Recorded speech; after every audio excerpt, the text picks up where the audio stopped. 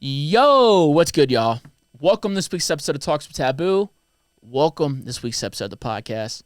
Hope you're all having a great week, and I appreciate y'all being here, man. I really do, because we have a fantastic episode for y'all today. Before I even talk about it, I just want to say a big thank you to everybody who picked up some of my new summer merch. You know, half of the merch sold out even before it even really went on sale. And we still got some bucket hats and some t-shirts available. If you want them, I highly recommend picking them up because we're not going to be printing them again. And to all the people who were upset that we didn't pick, that you weren't able to get merch because it was sold out, I highly recommend you sign up to my Lalo account. You know, everybody who signs up to my Lalo account gets early access to my merch, my tickets, and it really helps me out, you know, and it also, you know, it's really just for the diehard fans, and, you know, it helps you out too because you get early access to all them things. But enough about all that. Just wanted to say thank you. But my guest this week is a fucking awesome dude, man. This is actually our second podcast to record. I say our second only because our first one got corrupted. I've been doing this podcast for 4 years, and I've never had such technical difficulties. The episode was just completely not postable. But that happened. And honestly, I'm glad it did, because him coming back the next couple days to record it again was so much better. That first episode didn't even matter because the second one was so much more fun. It would just be the first one for y'all. But this guy was such a great sport. I was mad as hell, red in the face, dude.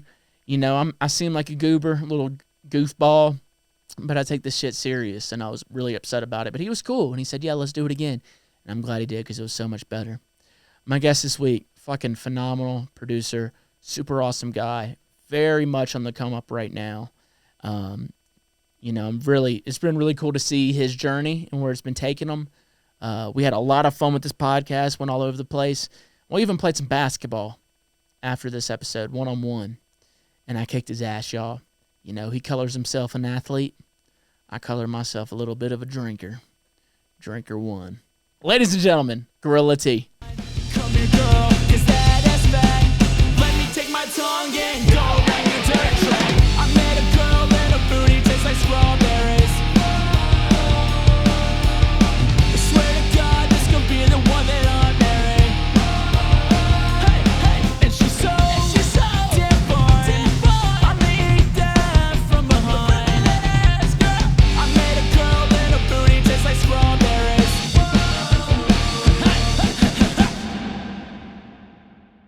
You are high as fuck all the time. Exactly. Yeah. Yeah. But you have. So it doesn't matter. Yeah. So when you're not high, is the voice like? Oh, I'm just imagine like, I don't know, just like a super civilized human being. Civilized. Yeah, very extremely. Just like radio voice, like just monotone. I wake up in the morning and just life is sad. You have like spark up, baby. Dude, how big of a weed addict here? Let's go ahead. I think we're rolling, aren't we, Kyle? We are. Cool. I was gonna wait until we got to that. We roll. No, didn't know. We're having fun, dude. Conversation. Yeah, we're having fun. Let's go, so, baby. yeah, you smoke on the reg, right? Cheers. On the rag, Cheers, on the buddy. rag. Running it back. I love marijuana. I'm a little Colorado born. How old were you whenever it got legal here? Because you're what, 22 right now, ain't you? Yep, it was like 2016, so I was like 14, 15, so yeah, around that time when it got legalized, and yeah, it kind of made it less fun to smoke, honestly. Oh yeah, I could see that, dude. Like, dude, like I remember when I was like in like middle school and like early high school when it was like just like either not legalized or freshly like legalized, and it was just so much more fun to just like go fucking hide in a bush with my friends and go like smoke weed before class. It was the best, dude. Hell yeah. Yeah. Shout out my teachers watching this, if any of them are. They're massive fans, dude. Oh, they do. They actually stick along. Like, I've had some of them to my shows and No stuff. shit? Oh, yeah. My high school teachers. Like, Dude, I remember I had an elementary school teacher. She, so I would always show up. I was a big rocker growing up, dude. Fucking big rocker. So I'd be coming up to class with like a Slipknot t-shirt or like Nice. System of a Down, and she's a rocker. So she'd always like me because of that when I was in the 5th grade. So there was only so much she could talk to me about it. You know what I mean? That But you then- guys could like relate with. Yeah, but then I was Yeah. 19 and I was playing with my band at a bar, and we were a rock band. We're fucking we were dope. But she came up to me and she was like, "Oh my God, are you Mitch Draper?" She's she said, "I think I taught you in the 5th grade." And I was like, "Holy shit, dude!" And I drank a beer with the bitch. I wasn't old enough to drink, dude, but we had a good time, brother. That's so funny, isn't it? Isn't it so funny when you run into like your old teachers just like out in public? Like that's happened to me a few times, like especially after like I've started with this music stuff, and some of them still follow along. It's just so funny to see like their reactions and like see how they're still doing. A lot of them are still like working at the same fucking place as when I left them, so it's like sick, dude. Yeah, that was the only interaction I've had with a teacher, man. I mean, like, because I left the state not too long after, high school. Oh yeah, and like 2 years later. You went to like, Louisiana. Mm-hmm. Yeah. So, but like, yeah, it would be cool to kind of run into them every now and then. Like, it'd be cool to run into like that one teacher that like you and your friends knew was like a pushover, and so you'd like kind of almost bully, you know what I mean? Oh yeah, dude. Just fuck with them in public, dude. Just make them feel bad for all the shit they did. I'm talking about apologizing. You ruthless. Yeah, you know that too. Honestly, but like I was like an angel, of course. Like, of course, dude. How were you in school? I like failed all my classes and like got almost kicked out of high school. Damn, but in Loyola, you went to Loyola in New Orleans. Yeah. Isn't that a smart school? Yeah, I was a really good swimmer. Oh. Every time we start this podcast, my fucking phone just starts ringing. Yeah, let's be a That's little hilarious. professional this time. Yeah, guys, holy shit. We ain't running it back like the last time. Oh, yeah. We'll explain that in a second. But, yeah. Yeah, swimmer. Did we talk about you being a swimmer last time? I don't think we did. Nah, I don't think too much. Yeah. Yeah, it was, I've been swimming like literally my whole life since I was, for as long as I can remember. Like some of my earliest memories are of me in. Yeah, mute that, Kyle. Turn those on. It's like of me in. Hit do not disturb. Yeah, but it's like some of my earliest memories are like of me in pools, like at swim practice, like learning how to do like the butterfly and stuff. And I like have been just competitively swimming for basically my whole life up until a couple years ago when I like stopped. I went to college for swimming. Basically, that's the reason that I got into college, and I basically did like maybe 6 months of like the first year of swimming, and I just didn't want to be in New Orleans fucking having to wake up at 4 in the morning for swim practice, train twice a day. Like I just wanted to live my life a little bit, and college just takes it to the next level, and I just spent my whole fucking life like training for these swim events. Like I have like 5, I don't know if it's still 5, but I have a couple state records like in this state today. This state. Yeah, in Colorado Damn. today, like from before I left. So Kyle, like, I guess you could look it up, dude. yeah. What is it, high school? Just look up Tate Warner like swimming. Like I'm sure a lot of shit will pop up. It's just a bunch of, I don't know. That's, okay, never mind. Yeah, a bunch of crazy shit will pop up. Just a bunch of pictures. You're like, dude, why are people taking pictures of me in high school Literally. swimming? Just like me like naked like on the block or some shit. Like. Dude, did you shave? Because like Is that swimmers. Golden Oh, dude, like Golden, Colorado? Yeah. 50-yard free relay leadoff, 23:36 time. Yeah, that was like probably when I was like a little child too. I got way faster than that as the time went on. But Yeah, we got a 50-yard free timed finals, 22.67. As a little fat. Dude, so swimmers, they shave and shit. Like they're naked like mole rats. Like I've shaved like not only my whole fucking body for my whole life, but like also my head like multiple times. Why? Because it's like a cultural fucking thing in this like in swimming, where at least on my team and a lot of other people do this, but it's like if you qualify for like nationals or sectional or like these huge swim meets that you have to go really fast to even get into the meet to like be able to race at, then like the coaches would make everyone like shave their heads, and I don't know, it's just some weird shit that everyone does, team building activities, but I don't, yeah, it's some does it weird make ass. you faster? No, because I'm wearing a cap, so it's just like I don't even know what the point of it is. It's just we're just having fun, baby. We're just having fun. Damn, dude, you had to get good at shaving your legs. That's wild. Oh, it was terrible, honestly. But I'll do whatever. You don't seem like that hairy of a guy, though. Nah, not too much. Not I too ain't, much. dude. I'm like one of the smoothest fucking grown men you've ever seen, dude. I mean it. Other than my face. Dude, I can't grow like a mustache or a beard at all, but Maybe like my dad can, so I hope it comes in later and I can be like a fucking man. Yeah, my dad said he couldn't grow one until he was 36. Oh shit. A beard, and Damn. I was able to do it at like 23 maybe. Oh wow. And then 24 maybe, and I was like, hell yeah. My brother's 6 years older than me, and he can't grow none. So everyone, when we're near each other, they think that I'm the older brother just because the facial hair. But if you take this off of me, dog, I look 17. Oh, I can't imagine it, honestly. I need to see that one day. Yeah. Like we need to make that happen, dude. Yeah. But yeah, I have a brother that's a few years older than me, and he can't. Like he looks the same as me. Like just no fucking facial hair. Yeah, Kind of sucks. You rock it though, dude. Yeah, I'm trying my best. You know? Honestly, you with facial hair would look kind of weird. I know, right? Maybe. I literally, I was talking about shaving my head earlier, and every single time I've ever done it, people come to me 2 days later after they get used to it, and they're like, "You look way better with a shaved head than you do with hair." And I'm like, you must have a good. Fuck you seem like you got a good forehead, yeah, dog. got a nice dome. Look at that, piece dude. on me. I got a fucking ugly ass, deformed ass. Nah, you look beautiful. Nah, brother, dude. don't. They used to call me Form 3 Frieza. Frieza in my third form. That's a fucking crazy one, dude. Yeah, Shit. dude. That's what they used to call me, Frieza head. Is it growing up. accurate though? A little bit. Oh hell yeah, dude! I got the fucking Frieza head. Fucking right, dude. Bullshit. Hell yeah. But yeah, my girl, she's only known me with a mullet.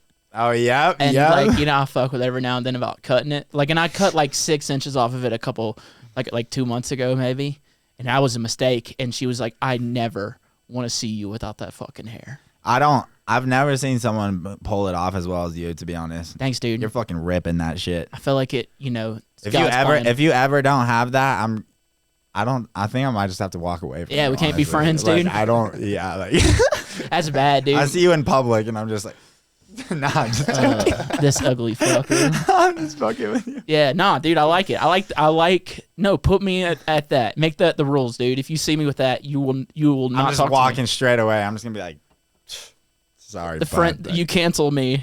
yeah, yeah, dude. Yeah, You're dude, dead to me. That's when you're getting canceled. Is when you fucking Cut the shave. hair. Yeah, bro. Then nothing makes sense anymore, dude. I just get gel, dude. Gel it, fucking shortcut. Damn straight, dude. Yeah, I love it, baby. dude. So we had to run this podcast back. I think we should go ahead and tell everybody. Might as well. All right. So you were cool with it. I was red in the fucking face. The first time ever in 4 years of doing podcasts where the audio was just gone. I come on the podcast and it just fucking breaks, dude. I'm gonna take full credit for that one. Kyle, Yep, I fucked that one up. Nah, Big time. Kyle thinks it was him, but it was definitely just. listen, It was definitely just I have me. no explanation. I dude. I wanted- don't know what happened. I wanted to blame it on Kyle. Trust me, I wanted to blame it on Kyle really fucking bad, but it wasn't his fault. No, Like, it really wasn't, I 'cause believe it. We had everything set up as we normally do. Hey, We've been getting new gear This here dude- and there. I don't know if y'all notice on YouTube, the video quality's a lot better now. But Talks with Taboo. Shout out. yeah, dude. But you're the man for coming back. I was red in the face. I was like, dude, This motherfucker calls me, and I swear, like, I was like, is this dude about to cry, bro? Like, no, he was pissed, and I was like, dude, a fun time is not a wasted time ever. well, we were also It never has been. I rushed that podcast because I had to go look at a house, And now I found this a is house. just a better. This is Uh-huh. congratulations. Thanks, buddy. My dude has a new house. Fuck So yeah. fucking, we ain't rushing. It was worth shit. it. Yeah, Yeah. I was telling myself all these excuses. Like, he's not going to be mad. We had to rush today. Also, we had like a really long part of the conversation talking about this one thing, so we can talk about more stuff. And I'm just like, Oh yeah. man. Nah, wait. Zero problems. He Shout hit out me up at Taboo. like 8 at Shout night. out my He's boy like, Kyle. yo, what up with that podcast? I'm like, fuck, man, I have to fucking tell him now. he didn't want to tell me all day, dude. He knew I was gonna be furious, and I was, dude. I was red in the face It's all right, dude. because you know I joke around.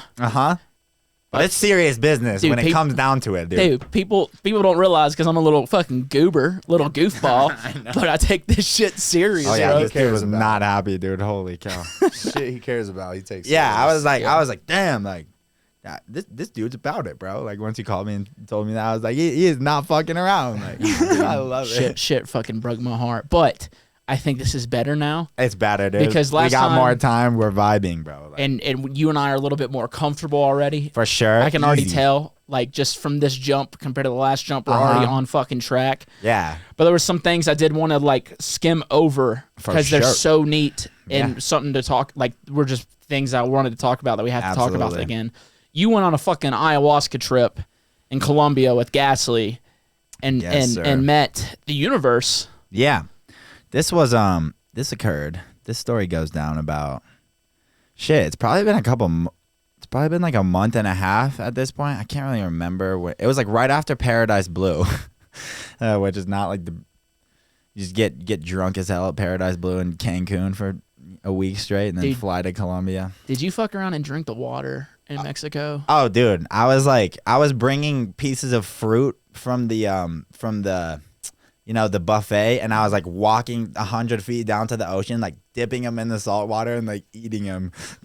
I saw a video of Kim K doing that, and ever since I saw it, I was like, I'm gonna do this. Like next time I'm next to salt water, because I never am. We're here in Colorado, but yeah, that was fucking hilarious. Oh, I was drinking like water out of the sink, dude. Oh hell no! Yeah. I fucked I'll drink up. the ocean water before I drink the water out the sink, dude. I got sick as hell, bro.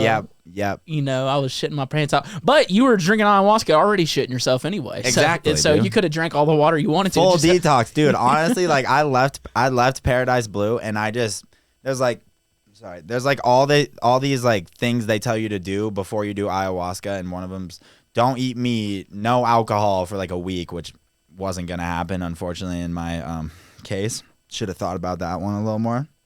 But right when I got to Colombia, it was like straight detox. I was eating like all plant stuff, every like rice, beans, just vegetables pretty much, like plantains, avocados for like 4 or 5 days until I actually did it. Let me pause you. Yeah. Why do they ask you to do all those things? Are they just like super hippie and they're like, no meat, man? No, I was wondering the same thing actually, but yeah, I was like, dude, come on, like, is this really like a? You're like, we've been eating meat for thousands of years. Yo, I ain't fucking around with, like, if they tell me to do it, I'm doing it, because this is just not something to be fucked around with. I was like, yeah, I'm just gonna do all this shit. But basically how he explained it was, he was like, if you eat animal meat, like, and it's still in your system, there's like different energies like within inside of you, like energy from like a living thing. Oh shit! And it So can, you're like, just walking around, and it can like, yeah, dude.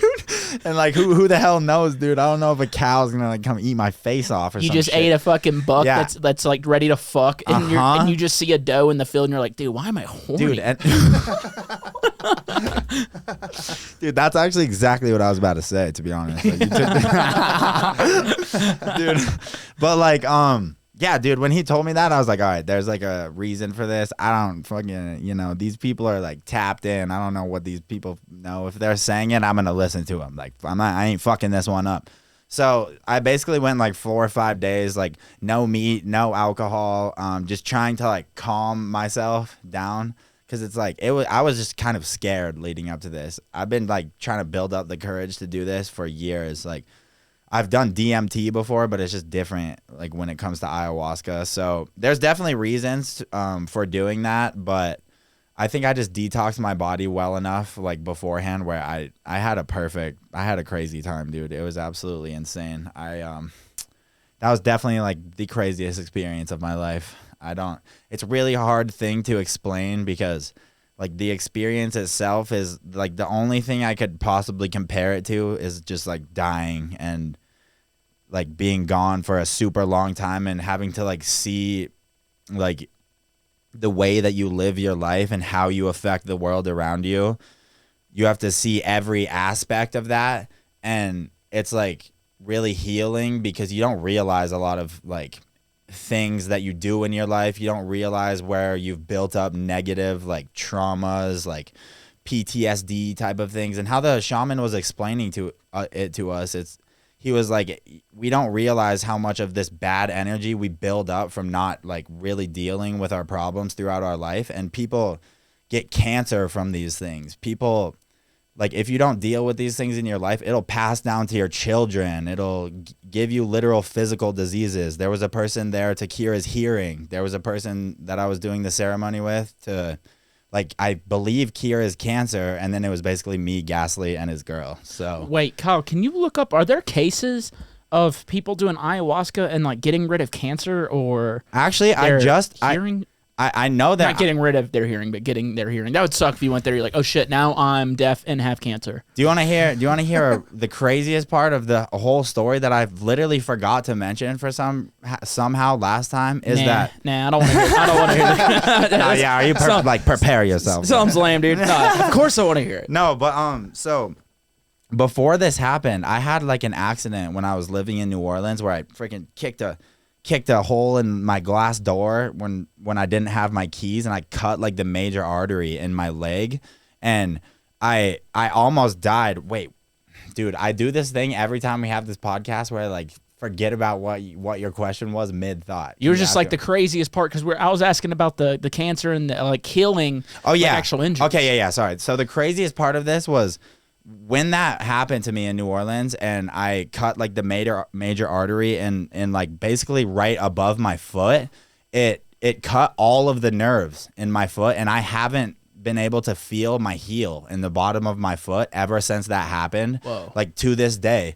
And all I've felt is like electric shocks, like sometimes like jolting up my leg, like when I step on like a fucking Lego or something, like just in nerves. my heel. Yeah, like nerves. It's like nerve damage. My girlfriend's dealing with stuff like that. Yeah, she just dude. got like her back was pinching her spinal cord, and like she was losing spinal fluid. She was gonna become paralyzed. That shit causes problems, bro. Yeah, like, big time. Yeah, and basically, like, they told me at the hospital, they were like, you can come back within a week and get surgery. It'll cost you fucking $30,000.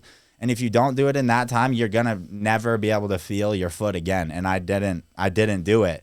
And basically, and it was true. Like, I couldn't feel anything. And then I went to do fucking ayahuasca. And at a certain part of this experience, my leg, like a lot of the ayahuasca experience is kind of like painful a little bit, just because you have to see your whole life and everything that you've gone through and how it's affected things, and it's just so mind-blowing. And I had to go back to that moment that that happened to me when this happened so many times, and I felt the most like insane physical pain in my heel and my foot when this was happening, and I was like hitting it against the like wooden cot thing that I was laying on, and I was like hitting it on the ground super hard. And I come out of this experience and I can feel my fucking heel again. Like normal, or is it? It's not like completely normal, but I can like it felt weird to walk on my foot for maybe up until 2 weeks ago afterwards, because I haven't felt the feeling of walking on this foot in 2 years. And it literally like I was like fucking bawling my eyes out when I came back to it and stepped on the ground, and I was like, what the Wait, you said 2 weeks ago. Did you get your feeling back 2 weeks ago, or did you get your feeling back pretty much right after the trip? Oh, right. No, the moment I came back, like, it's almost like it was hurting my legs so bad because I could feel the nerves literally, like, going into my foot and, like, connecting with, like, parts that they disconnected from, dude. And it was, like, it was so fucking insane to me, dude, that the first, like, when I came out of it and I was like, okay, like, I'm fucking still alive. Like, what the fuck just happened to me? And, like, holy shit. And I take a step, I can feel my foot again. And it's, like, feels so weird, bro. I remember putting my foot on the ground and, like, lifting it up because it almost hurt. And I was like, what the, like, can I feel my fucking foot? And it's just been the same ever since that. Wow. Like, and the shaman was like, this will do things to you that Western medicine will tell you, like, every single day that's impossible. Like, it will cure things in your body that should not be possible based on, like, the technology that we have and shit. And it changed my outlook on a lot of, like, things happening in this country, like, because of that and a few other experiences. But that was like one of the things that was just fucking mind-blowing. I have some questions after Kyle answers this, though. The question you had earlier, they are doing studies, and so far it says ayahuasca may have consistent biological underpinnings. Further study of ayahuasca possible anti-tumor effects is important because cancer patients continue to seek out this traditional medicine, so they're going to continue to study it. Got you, but there isn't, like, any recorded... Nothing definitive yet. Got you. But I feel like it's looking that way. I feel like it's super. This is like this kind of ayahuasca and psychedelics in general, dude. It's super hard to like research these things up until very fucking recently because it's a Schedule I substance in the U.S. The most addictive, most dangerous, most like, and they don't allow studies to be done on it. And I see why. Like after I've done it. Really? A little bit. Like why, I why can do you say it's why? because like if you can't be controlled, you can't be afraid of like what's around you. And like I feel like that experience made me so like confident about the things that I was doing. And like it's really hard, it's a hard thing to explain, but the people I know who've done ayahuasca, bro, the way that their minds like think, it's just like a little bit like different than some people that I, like see out there. And it's like if you're not afraid of someone, you can't be controlled. Like if you're not afraid of this society and this government, they can't control us. And like ever since that experience, I come back here and it's like, why the fuck isn't there seeds in this watermelon that I'm eating? Like that's the best part of this whole fruit. Why the fuck is there such a rat race going on in this country that never ends? Why isn't there like as much consumerism in the 32 countries that I've visited in my entire life as this place? And it's like, it just made me realize so much about like, honestly, like this country a little bit, which is kind of weird, dude. But yeah, bro, it's just, I think the way that the people running this country want things to work is that they can scare people with many different things and therefore like make them afraid, and then they can fucking control them. Like, oh yeah, dude. Yeah. I think it's clear as day too now. Yeah. You know what I mean? It's like, let me just say, dude, this is the greatest country in the world. Yes. Like there's no better place to be born. There's no better really, like I've been everywhere in this world, and I talk shit on this country sometimes because there's problems in it, but most of the places I've ever been, I would be way better off here. We wouldn't be able to like do what we do, speak our mind, say what we want if we were somewhere else. Absolutely but I do agree with you, dog. Like they use like media to like, all right, instead of them after us, let's get them after each other. Yep. Let's make these two sides, a left and a right, and let's make them be at each other all the time. Right. Let's add this, social conflict to where they're in the streets freaking out and they don't really see what the fuck we're doing or what we're passing, or here's this one bill that you guys really want, but it's also inside of this bill we're going to be adding a bunch of other shit you guys don't even know about that's just going to... And that you won't even look at because it's not readily like present to like who the fuck is going to go read through an entire like bill? I hope some people do, but personally, like I don't. Like to really understand what's going on takes a lot of research to like be able to even make good decisions on like, like what you're voting for, blah, blah, blah, all this, that it's just like, holy shit, dude. Like as a 22-year-old, bro, I almost like don't give that much of a fuck to like even worry about it. Like I'll live my life either way, but at the same time, like that's the trap that they like want us to like be in. And it's like, oh shit. Because if you start reading into it, then you start getting fucking really political, right? Yeah. And then you're on your fucking pissed. You're on your Facebook and you're like, build a wall. You know what I mean? Like, yes. and then it causes an argument. and then everyone's fucking just pissing on Twitter. Like, yeah, exactly, dude. It is a rabbit hole. Because if you go in and you're like, all right, you go in with open mind, you're gonna fucking end up losing that mind because you're gonna find out some wild shit. And literally, like the way that like the media is set up, dude, it's like there's a reason it fucking causes problems, dude, because none of this was like a thing like 20 years ago, 10 years ago, and it's like now they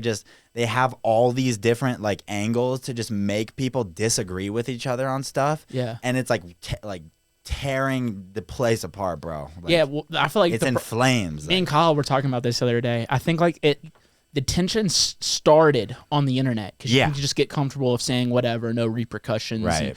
But I feel like that tension has now since left the internet. I mean, I won't say left; it's still there. It's still there, but it's now in like real life conversations at times too, because it's like on the internet people will be like at each other fucking crazy, but when you sit down and talk to anybody, like everyone's usually cool. Like I know. Out of all like the this is why I cannot I will not judge people based on what I see on social media. I will not judge people based on what I like hear about. Like, I'm not gonna, at this point, I can't really believe anything until I like see it with my own eyes. And that goes with fucking everything in my whole life, dude. Like, literally, because Forget it's the crazy. saying. It's like, don't believe what you hear, believe half of what you see, or something like that. None you of know what I you mean? hear, Yeah. half of what you see. Yeah. Yeah. That's pretty much exactly what I said. Yeah. Yeah, fuck. Like, Damn. So you feel like, all right, let's not have ayahuasca. Like, they're thinking the government's like, we cannot allow them to have ayahuasca because if they do, like, we're fucked. I literally think that if every single person on this planet went through that experience and woke up the next day, like, I don't know what would happen, honestly. Might be a better place. I would hope so. I mean, like, the only thing that did for me was just made me realize a bunch of things about my life that in specific were like hurting others. Like, and like, it's not about, like, it is about you, but at the same time, it's about everything around you. And it's like I don't know how I would have like even realized like my traumas and the things that I've been through that are holding me back from just putting my energy in a place that is like willing to give as much as give back in a way. And it's like, I think it would kind of change the world, at least for a decent period of time. It would change people's lives because I won't ever forget some of the things that I like saw and like in that experience. So I don't know. I mean, It's a just lot like of times it takes, I don't want to say it takes like a substance, but it takes like something to kind of get you out of your mind and to like look at it through a different lens. perspective. Yeah, exactly. Like, I don't do a whole lot of weed. It terrifies me. But I remember I was we were on family vacation like 2 years ago, and I was sitting on the beach and I ate an edible, and I'm just kind of like honestly tripping, and I'm just looking at the ocean and just like sad. And they're like, "What's wrong?" I was like, "Bro, we're killing the ocean." Right? I was like, bro, we're killing it. Right? And then I'm sitting there just looking up videos of like ocean pollution. They're like, what are you doing, Mitch? I'm like, I don't know. I don't know why I'm doing this to myself, but I feel like I'm walking around picking up trash, dude, just like high as hell. I feel like all the drugs that make you do that are the ones that are like in the government's eyes looked at as the worst. Like all of them. Like psilocybin is a Schedule I drug, dude. But it's decriminalized here in Colorado. It is. Yeah, it's going in the right direction. Which, how does that even happen? If it's like I a don't federal, know. if it's like a federal thing. I don't want people driving on mushrooms though. I'll tell you that much. Like, I do. It sounds fun. Sounds like a good time. yeah, it might be fun, honestly. I think I might drive straight off the road though if I deep in that shit. Listen, dude.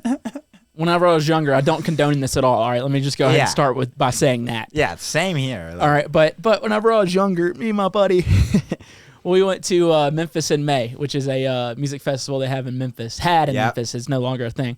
But my buddy was supposed to drive back. It's a 3.5 hour drive back to Jackson, Mississippi.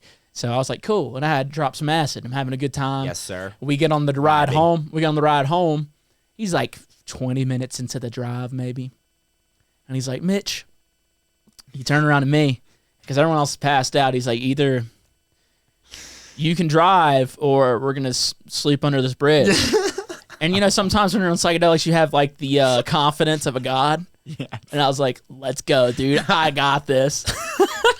I don't condone this. This was very stupid looking back. But also, I was like fucking 17, 18. I was a kid. Oh, that's the time to do this. Yeah, shit, right. Dude. But my buddy had just got that car the day before and entrusted me. And then, listen, I'll say this, bro. The lines were moving. I just knew not to cross them. Yeah, that's. So you were just like. No, dude, I'm just swerving with the wiggles. They're like, swerving, and I'm just like, nope. I was hyper focused. I listened to the Ghost Inside all the way home, dog. We were good. It's got to draw a line down the middle of the road in your head. Yeah, but I had that confidence. Let's go. Stupid. Insane, man. Very insane. Yeah, I've done some weird things. Like, actually, the way that I like got my name GorillaT is because I was once upon a time I was like in high school off like a bunch of acid. I just want to make this clear before I go on with the story. I do not condone the use of drugs. Don't take any of these stories as a thing to go like, yeah, but you know what I'm saying. Things happen and I'm willing to share them. So, yeah, but I was off a bunch of acid and I was like running around on all fours on my like in the forest with a bunch of my friends, and they started calling me GorillaT. I can't remember which one of them was the first one to say it, but the moment that I made my SoundCloud account, when I was like, I want to make like a mix with my DJ board, I just put GorillaT in there, and that's like, that was a few years ago now, and it's like, it has become this from that, and I just think it's hilarious. Like, Dude, sometimes you like I wouldn't have. I had the epiphany one night on a acid trip. Like, oh, what am I? Like, I was already doing music, and I've always been doing music, but I was like, this is what I'm really gonna do. yeah, This is what I swear, was put here to do. right? Yeah, and my buddies, and I'm like crying because I'm so happy. My buddy's like, "You all right, dude? Chill." You're just like having this like third eye moment. Yeah, dude, just in a like fucking. the room with a bunch of boys like drinking beers and shit. No, we're on a dance floor at a silent disco, dude. Oh, that's even better. Honestly. Yeah, Everyone's like, bro, like what the fuck? I will say, silent discos on psychedelics are the best time. You just flip channels. You're like a whole different world. It's a good idea. At Lost Lands? No. That's the only silent disco I've ever been to. This was like 2014, but dude, it was so much fucking fun. Let's go. God, it was so much fun. Just you're just in a whole new world. You're like, you lose a vibe for a second, then boom, instantly, and you see somebody else in the vibe. You're like, cool, we're good, dude. And then we're vibing. Yeah, we're having a fun time. There's like a bunch of people just on different like wavelengths. Yeah. Fire, dude. What'd you learn about yourself the most on ayahuasca? What was the hardest thing to accept? Maybe that, because you had to just meet all the bad things. Yeah, so I mean, this whole experience also isn't like all bad. It's like I don't like when you're in that shit, you don't even know what the word bad or scary or anything means. You're just like in this place where you think you just got ripped out of your body and you're like facing yourself. You know what I'm saying? And it's like it's kind of weird, but I think the main thing that like I will carry probably with me forever from that experience was like the power of like forgiveness, like both within myself and just like other people, you know, that I felt have like done me wrong or whatever in the past. And like just like the shaman is like says, he's like people build things up and they hold it in certain parts of their like literal bodies, and you can feel this like when you're going through this experience, and it like hurts like physically and kind of like spiritually and just everything, all of your being a little bit. And I feel like the thing that I took away from it that was like the most important thing was like how forgiving, how actually dealing with your problems and forgiving yourself and the people around you like just like sets you free pretty much. Like there's nothing that can harm me, you know, even if someone does something bad that I don't like, there's really nothing that can harm you if you really understand how powerful forgiveness is. And I feel like a 50-pound fucking weight was like lifted off my shoulders after that experience, and I just realized so much stuff, so many good things. And yeah, I might get to the end of my life and go back to that and be like, that might be the thing that fucking saved my ass, because crazy, dude. It's just crazy how much you realize about yourself. So forgiveness, though. Accept, forgive, and breathe. That's how to solve every problem. Accept, forgive, and breathe. Yes. That's what the shaman tells you also before you go into it. He's like, there's a chance that you might think the people that brought you here are trying to poison you, and you just took poison and you're dying, because that's literally what it feels like. But you just got to accept, forgive everything that you're going through, and just breathe through it. And that's a wild thing, though. Yeah. You're like, I accept that they just poisoned me. Yeah. And they're going to kill me, and I forgive them for it. No, there was a brief moment during that experience where I was like, holy shit, like that's kind of true. I thought I was dying and that I was brought here to literally die and go on to the next world. But it's like, it's crazy when you have a little glimpse into something that's just fully beyond my comprehension, even after doing it, sitting here like talking about it right now. It's fucking wild, dude. I feel like a happier person after that. Damn, dude. Yeah. So thank God. While you think that other people are trying to kill you, dude, God, I feel like there's gonna be that guy there that's just defensive, like, get the fuck away, motherfuckers! Y'all trying to kill me, literally, dude.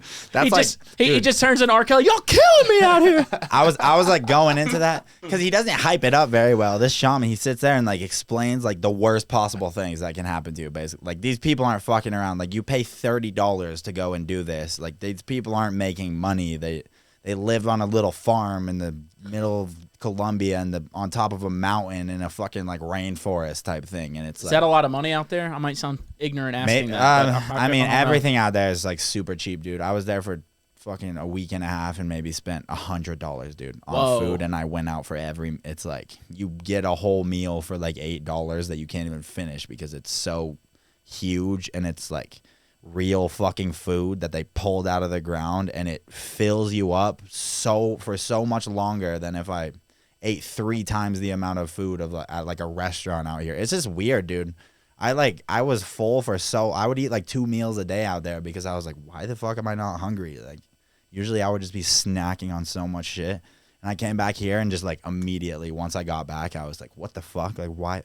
It like makes me wonder if they're actually like putting shit in my food because I can't prove this, but like, oh no, it's been proven. It has. There's been many studies on this, like that they're poisoning us. Yeah, they're poisoning us little by little. It's like I understand why like America has the highest like fucking obesity rate, like all these like really bad diseases that take people's lives out of a lot of like countries in this world because of like you'll eat more and they want you to eat more and they're putting shit in this food that's making me more hungry, dude. I've been to 32 different countries. It's the same shit every time. Wait, let me ask you this. Yeah. Because you smoke a lot of weed. Did you have any weed in Colombia?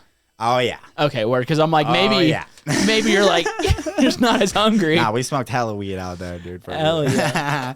But yeah, no, that was actually a good question because I've wondered that. I've been like the older I get, the less weed I smoke. I feel like sometimes. Yeah. I don't know. Growing. Damn, man. So you said something that like kind of piqued my interest a bit. You were like, I thought I was dying and going into the next world. Yeah.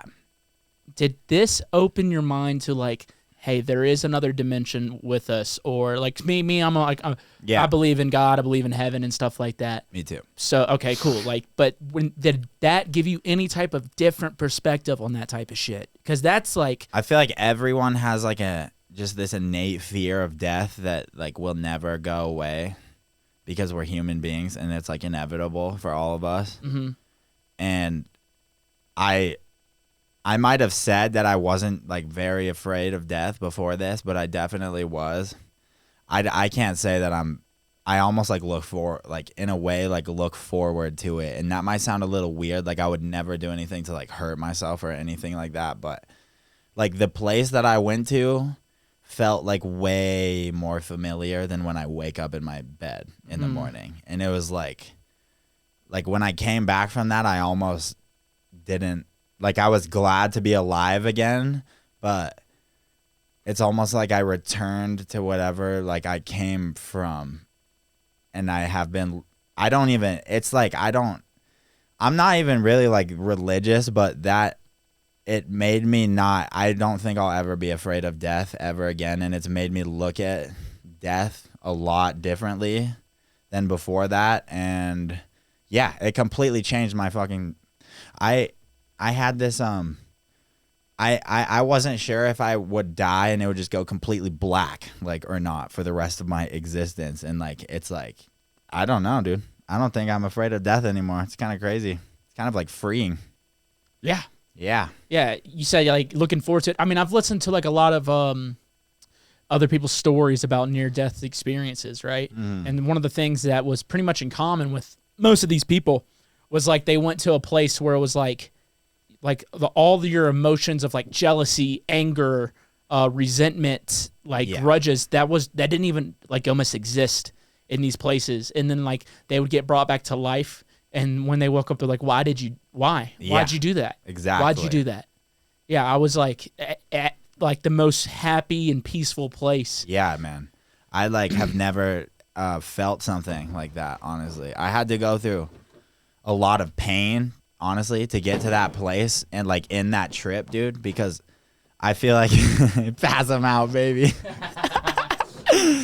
Because like, dude, you go through like a lot of pain in this experience for a decent amount of time, and then it just becomes you're just like floating in this place, and it kind of made me understand why this like concept of hell exists, because I literally had to like deal with almost, and like feel every single thing that I've ever done to any single person on this planet, and even like Mother Earth. And it's like I had to like actually feel what I've like done to the world around me, and that like, you know, people aren't perfect, dude. Like, we make mistakes and we affect people in negative ways sometimes, and it's like super fucking healing, dude, once you're like able to. Because, like, ayahuasca makes you face it. Like, you can't move past your problems until you, like, accept it and, like, actually get through it, or else it'll hold you there for what feels like an eternity, you know? Yeah. And it's, like, that's why it's super therapeutic, dude. It's fucking wild, bro. Yeah, I know. Wild. We said this the last time, but it literally sounds like a really fast 12-step program. Literally. Where, like, you face your mistakes, you apologize, you forgive yourself, then you... confront the people you have hurt, Yep. and you ask for forgiveness, or if they don't give it to you, it's okay because you've already forgiven yourself and you've made your peace with it. Yes. And you've said your part. You know what I mean? It's literally like, That's literally what it is. yeah, Like, it's a really quick 12-step program. cheers, brother. Cheers, dude. You should grab that tequila back there, dude. Let's have some fun. All right, Oh, baby. hell. We're fucking... We're drinking today. Yeah. But, dude, it is a beautiful thing because you were like, you said... it felt so familiar, almost more familiar than, waking up in your own bed in a place like this.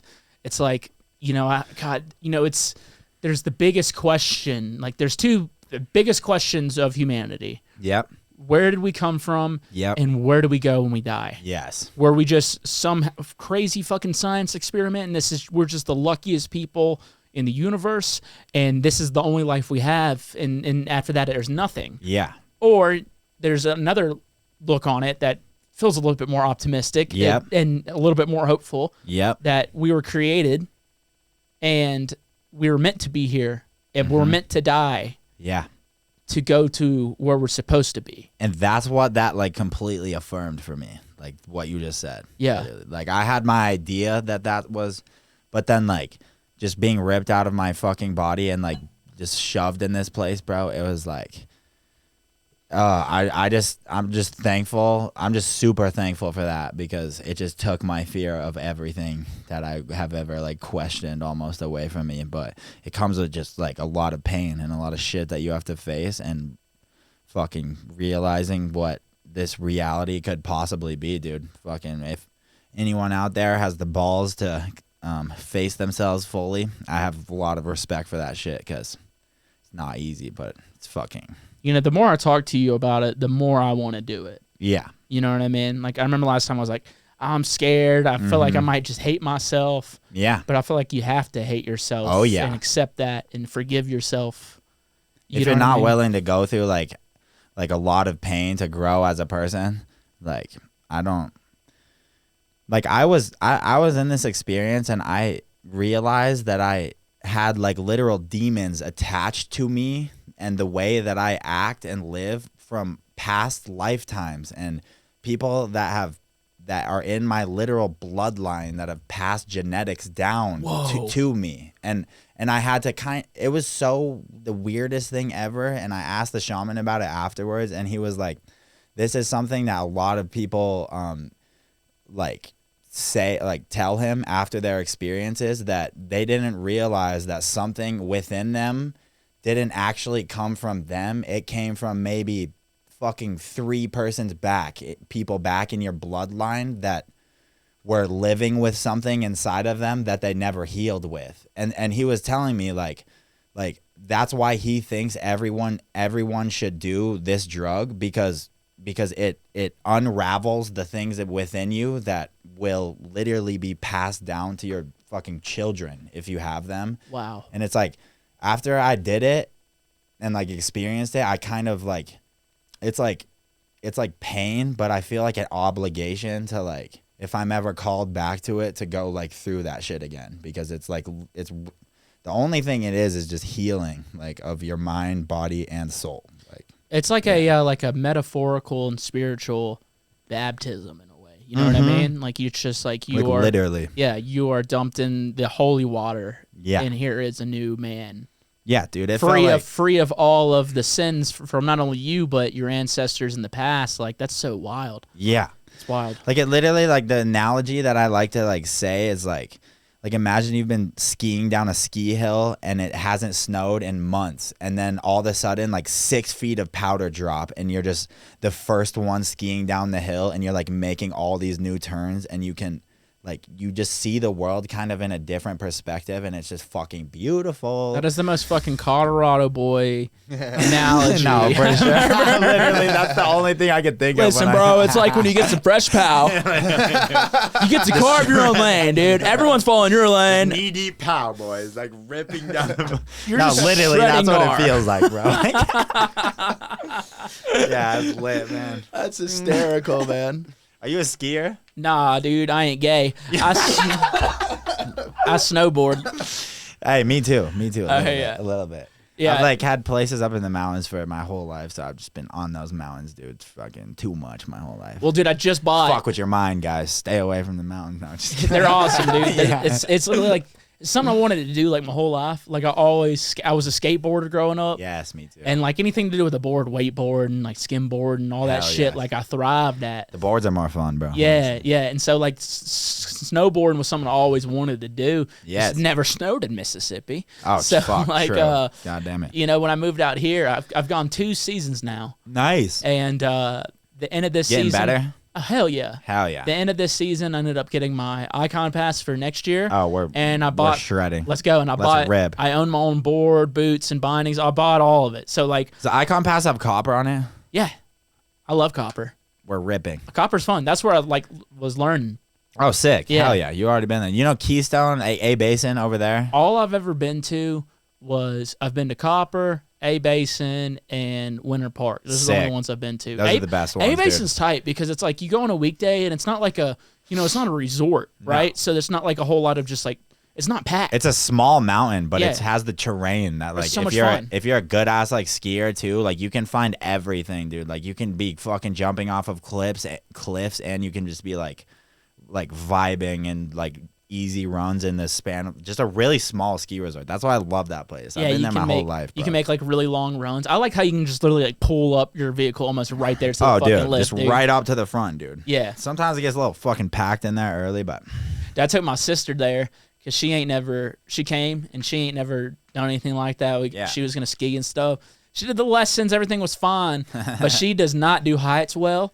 Oh, So we no. get on the lift, The and, lift. and she's fucking panicking, bro, Oh, freaking no. out. And it's getting towards the end where we have to lift it up, and she wouldn't let go. I'm like, let go. I had to like yell at her to get her to let go so we could get off the fucker. dude, But those lifts at A Basin are not to be fucked around with either. Those things go like that. That's the few times I've been scared on a fucking chairlift is at A Basin, dude. They're man. so high in the air, heights, I love, dude. Ooh. They get me excited. I They don't know kind what of it is. They like tickle my balls a little bit. Yeah. And then I'm like, should I jump? Like, no. Yeah, yeah. See, I like it when my balls get tickled, so I like the heights, dude. Yeah, I've never like actually minded heights. But dude, it's more the fucking chairlift, bro, where there's a bunch of wind and it's like rocking back and forth, and I'm like fucking 200 feet above the ground. It's I've seen some wild videos too. And there's no bar, dude. There's some of those at A Basin with no bar, so it's like I can't like fucking. I have to like hug this pole right here. Dude. Yeah. Shit. But yeah, I don't know. So they don't mind. What scares you, dude? You said heights don't scare me that much. What scares you, bro? What are you scared of? I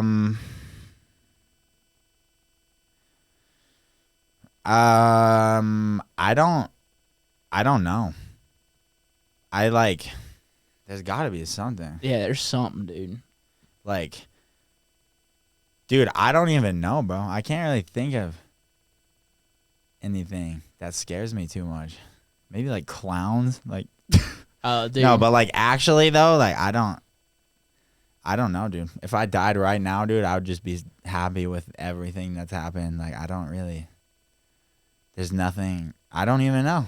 Yeah, I told my mom that because I was like, Mom, if I die, just know I had a good run, dude. I'm happy Yeah. with it. And she's like, No, why would you say that?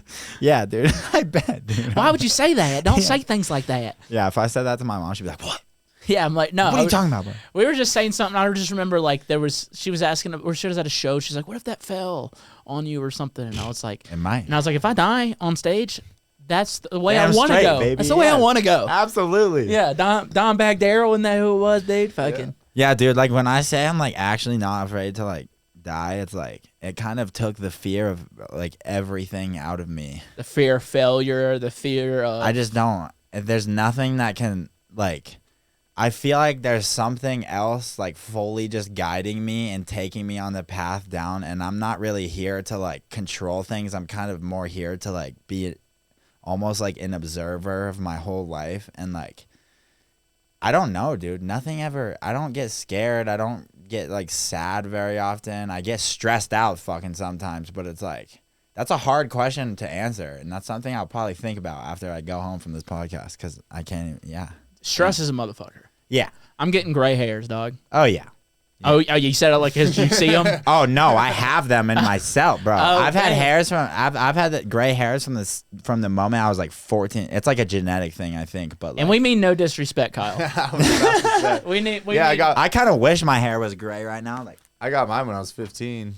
I think Like, I might imagine me say. with gray I think hair. I might say a little gray. Am I fucking tripping? I know. Or is it just the light? Dude, you might, honestly. Or is They're it? It's either the everywhere, light or it's a lot of gray. bro. No, yeah, like they're everywhere, dude. Kyle, They're am I everywhere. tripping or is that a lot of gray in them? No, it looks like it's in there. Yeah, for sure. It's in there, yeah. It's like sprinkling in there. But the weird thing is it hasn't gotten like more since like the age of like 13, 14. It's like a genetic. Like my mom was fully like she had fully white hair by the time she was my age. Damn. Yeah.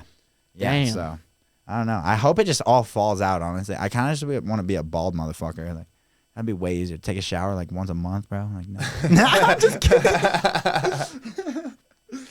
I don't know. I don't think it works like that. You know, I'm sitting here thinking about it. It did when I was 14 and I was like a swimmer all the time. Oh yeah, you're already Just in dunking water. myself in chlorine every fucking 2 hours of the day. Like, Damn, dude, you missed those little spandex, man. oh yeah, the little Speedos. I was one of those motherfuckers too, first year. They're just way more. The reason that people wear like Speedos, like the super small ones, is because they're way more comfortable when you're in a pool for 5 hours a day. Like, Really? oh yeah, like wearing and you're like cooler, and it's like I don't know. It's like a thing that you would care about if you've been swimming for 10 years for multiple hours a day. But yeah, After a while, do you even prune?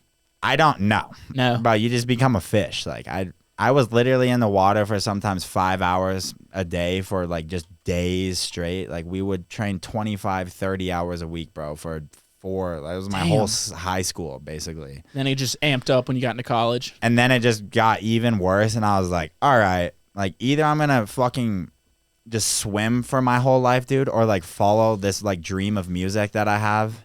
And I was on the downhill. Like you realize when things aren't like meant for you after long enough, you know. And I'm very easy to like if I know I need to do something else, like leaving it behind. Like my mom will tell you, dude, if you ask her this story, like I went from training, there was a moment where I was like, fuck this shit, and I just don't want to do this anymore. And it was kind of right before I actually went to college. And if you ask my mom about this, she'll tell you like I literally went from training 25 hours a week, waking up 4 a.m. every day for the past 10 years to one day waking up and then just nothing.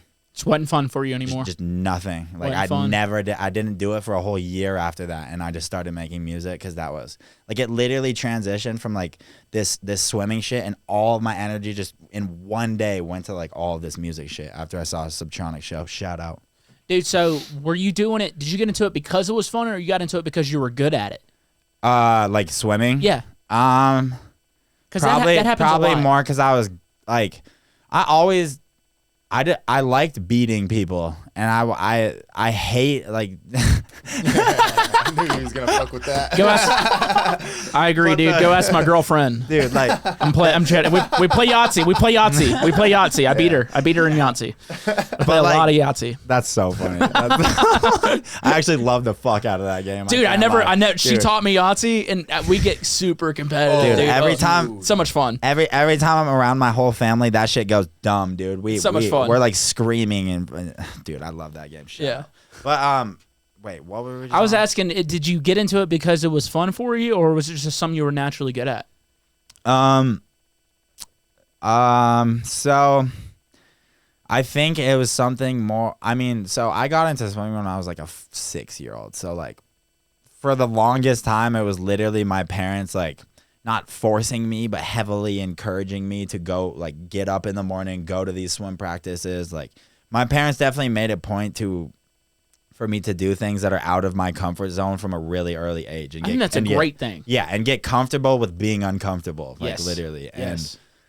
And one day, them taking me to swim practices for a year turned into me, like, really picking up on, like, actually everything they were. Because if you throw a kid in water and make him do it, like, you know, for a couple months straight, they're going to stop complaining after a while, and they're just going to get so bored with it to the point where they try to, like, actually apply themselves. And, like, when that happened, I feel like I probably, like, took off a lot. And I just remember, like, understanding how to move through water from the age of, like, 7 or 8 years old, like, better than a lot of, like, older kids that I was, like, swimming with. And, like, there was always just some sort of natural, like, I've always just been very good at sports and hand-eye coordination and just things having to do with my body. And it was just one of those things where I just got super fucking good at it. Like, that's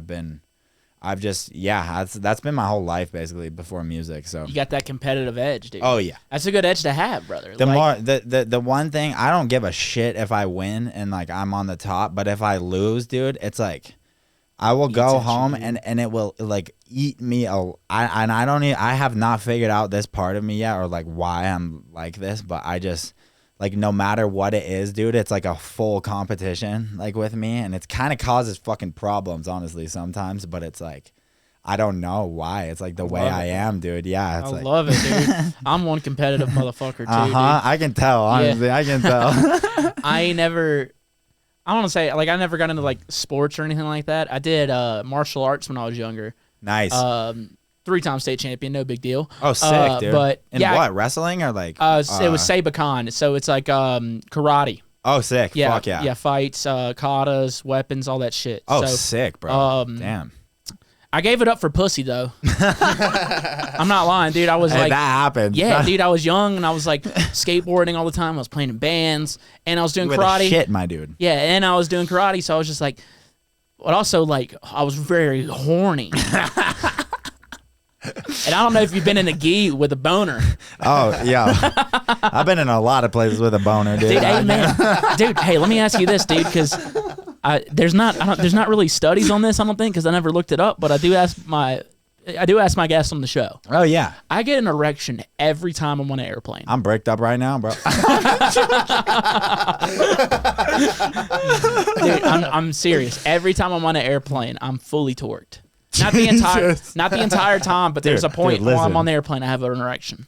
Every time we're on an airplane, like, I could be out in the real world and there could be a 10 out of 10 surrounded by a bunch of other, like, decently attractive people, and I'm like, but then when you're on an airplane and you see, like, the one, like, 8 out of 10 that's there, it's like you start envisioning, like, your whole life with them, in my opinion.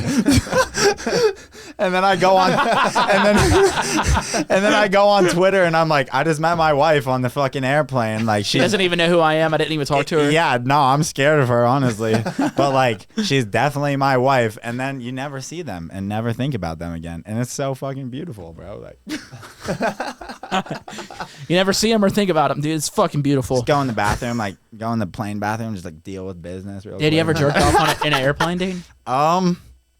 Be honest, dude. Be honest. I think You I don't have. pause that long. One time I did it. Yeah, dude. I was just about to just bust all over myself, dude.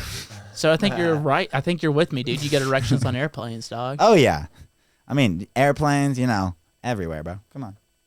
If you're Airplanes, not, the hospital. maybe not that one. But Every time I'm at a hospital, I'm about to bust. hey, if you're not bricked up, are you working hard, dude? Like, A retirement home, fucking all that shit. keeps you straight between the ears, dude. An erection, dude, I feel like it gets me all over the place. Well, you got to deal with it, and Yeah. then it keeps you. Yeah, come on. Let's deal with this. Oh God, dude. The more we drink of this, the more fucking crazy shit's about to happen. And that's fun. Yeah. Oof. Oh, whoopsie. It's okay, buddy. Shout out Absalon. Is that what this is, Absalon? Yeah, was this a gift? I don't know. Yeah. Got a bunch of random liquors in my house. Why was it a gift? Why are you asking? Yeah. Wait. What? He said Because he doesn't know where it came from. Well, also can't read that. No. Well, Are you listen. blind? No, I'm dyslexic. Oh, all right. You piece of shit. Jesus, bro. Making fun of a dude with a disability over here. Yeah. Dude, I would have said Espelon. Espelano. See? Espilano. Yeah, dude, I Dude, couldn't do it.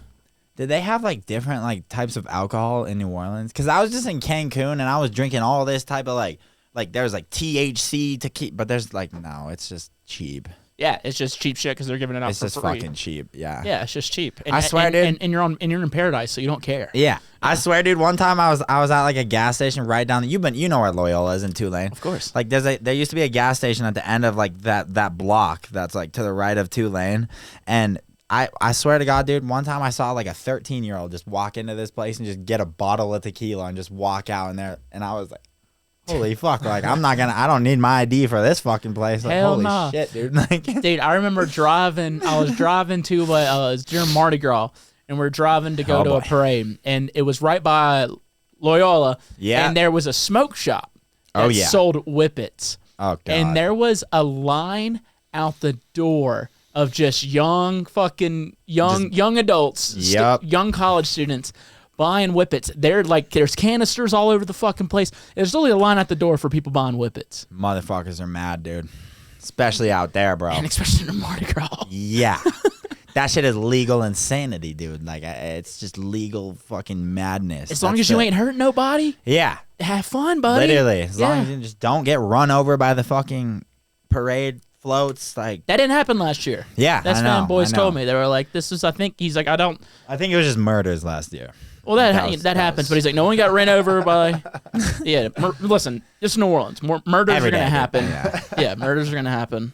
Yeah, I can't say that was the most like I feel like I felt slightly unsafe there at the end of it. Yeah, but it also makes you harder. Oh, bro, that place made me into who I am, dude. Like, it definitely makes me way harder. I keep a gun on me because of that place. Oh yeah. Oh, dude. I swear, like, my friends are like, why are you always like looking over? Like, why are you always like so sussed out, dude? And it's like, cause I need to like keep my eyes out, bro.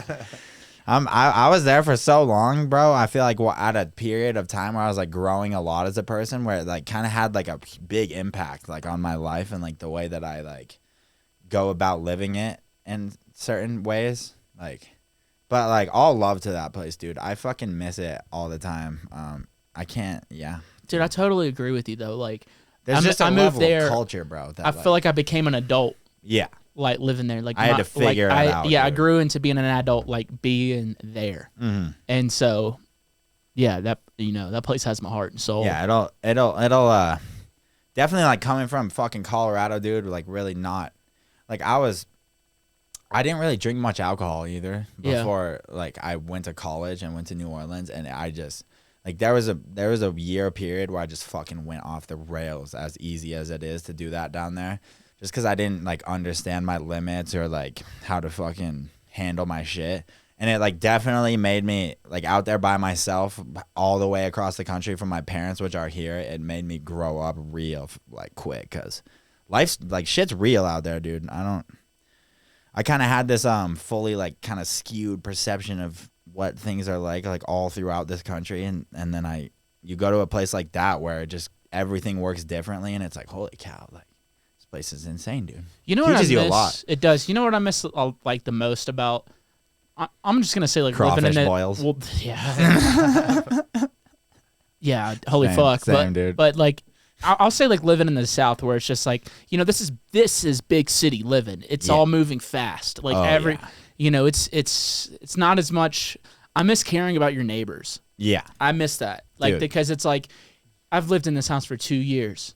I know one of my neighbors because he likes to get drunk and then fucking talk shit, which is fun. I do bro. I do appreciate that. Yeah, I mean, But like back in New Orleans, like bro. the neighbors It does were not work. Like we all looked after each other. Dude, I remember the first time I drove into New Orleans going to college for the first time I had ever been there. I get out of the car and like walk up to the gas station, and like there's like three different people trying to like talk to me like about what I'm doing, where like about my life and stuff, and it's like there's another level of like love for like your community like out there that I've just never experienced like many places in the whole world, let alone like the United States. And it's like that's the one thing that I think I'll always miss about it. And I don't think you can like really it's just such a unique spot in the world, and I don't think it can be like replicated like that, dude. It's so crazy. Like, because in a city like that, I knew everyone around me. Yeah. In a city like that, it's like you're all going through it together. Yeah. You know what I'm saying? Oh, there's a hurricane coming. Oh, yeah. You know, oh, the fucking Saints just lost. Literally. You know what I mean? It's like everybody's going through it together, so there's a little bit more of looking out for each other. Out here, I love it here. Don't get me wrong. Me too. But it's kind of just like everyone's doing their own thing. Yep. Get the fuck out of my way. Mm-hmm. Which I do like that a little bit too. Yeah, me too. I do appreciate that as well, because it's like. But that's like, I feel like there's a spectrum of that, and New Orleans is here and Denver is here. Yeah. Like a little bit. Yeah, because it's like I won't say no one because I was that guy, but like no one's moving to New Orleans for like opportunities. No. Like I did, but I was from too, dude. I was from an even smaller town. Yeah. But it's like everyone's moving here to grind. I know. Like everyone's moving to Colorado, so it's like becoming a job, like a fucking like tech. Miami type of place. Yeah, dude. it's like the you make connections out here. Yeah, it's everyone's moving here to tech jobs. Fucking, you throw a rock outside, you'll hit a DJ. You know what I'm saying? Literally. Like shit like that. For sure, dude. Yeah.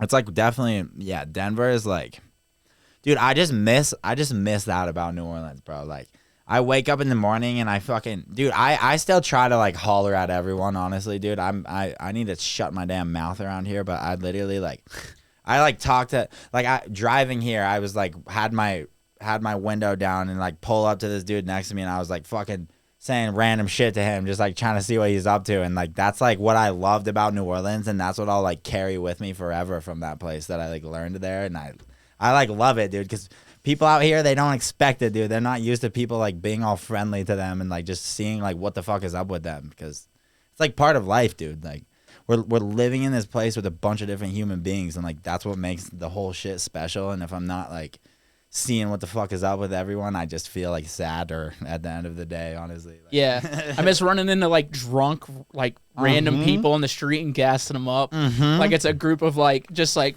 some girls on a bachelorette trip. I'm like, damn, dude, and then they get hyped. They hype you up. It's just, and that's the only exchange. You just go your own way. And then you just feel like a G like the rest of the day. Like, yeah, it makes you feel good, dude. Bunch of baddies like screaming at you. Like, yeah, you're like, damn, and they're like, oh, stop. I know. Damn that baby. You know? Same like with the old grandpas too, though. They're like, oh, like I really appreciate you like talking to me like no one. And it's like, yeah, dude, like I just love like seeing what the fuck is up. Like, and out here we see grandmas. Dude. Out here we see grandmas. We're like, gross. Ew. I know. Get out the way, bitch. I know. Like, why you, dude? It's so funny that you bring up like, dude. When I'm in Colombia, bro, there's like my manager's family, dude. They all, there's like 8 of these people who live in one house, and the old people out in Colombia, dude. His grandfather's like 92 years old or something, and he's like running around this house, like drinking alcohol, playing card games with us. And it's like, I come back here and I see someone that's 92 and they're like on their fucking like deathbed, like basically like rotting away. And it's like, what the fuck is happening? I think I know what it is. And when I ask him about it, I literally asked him this question before you say whatever. Fucking, I know you've got something in there, bro. I can just see it in your fucking eyes.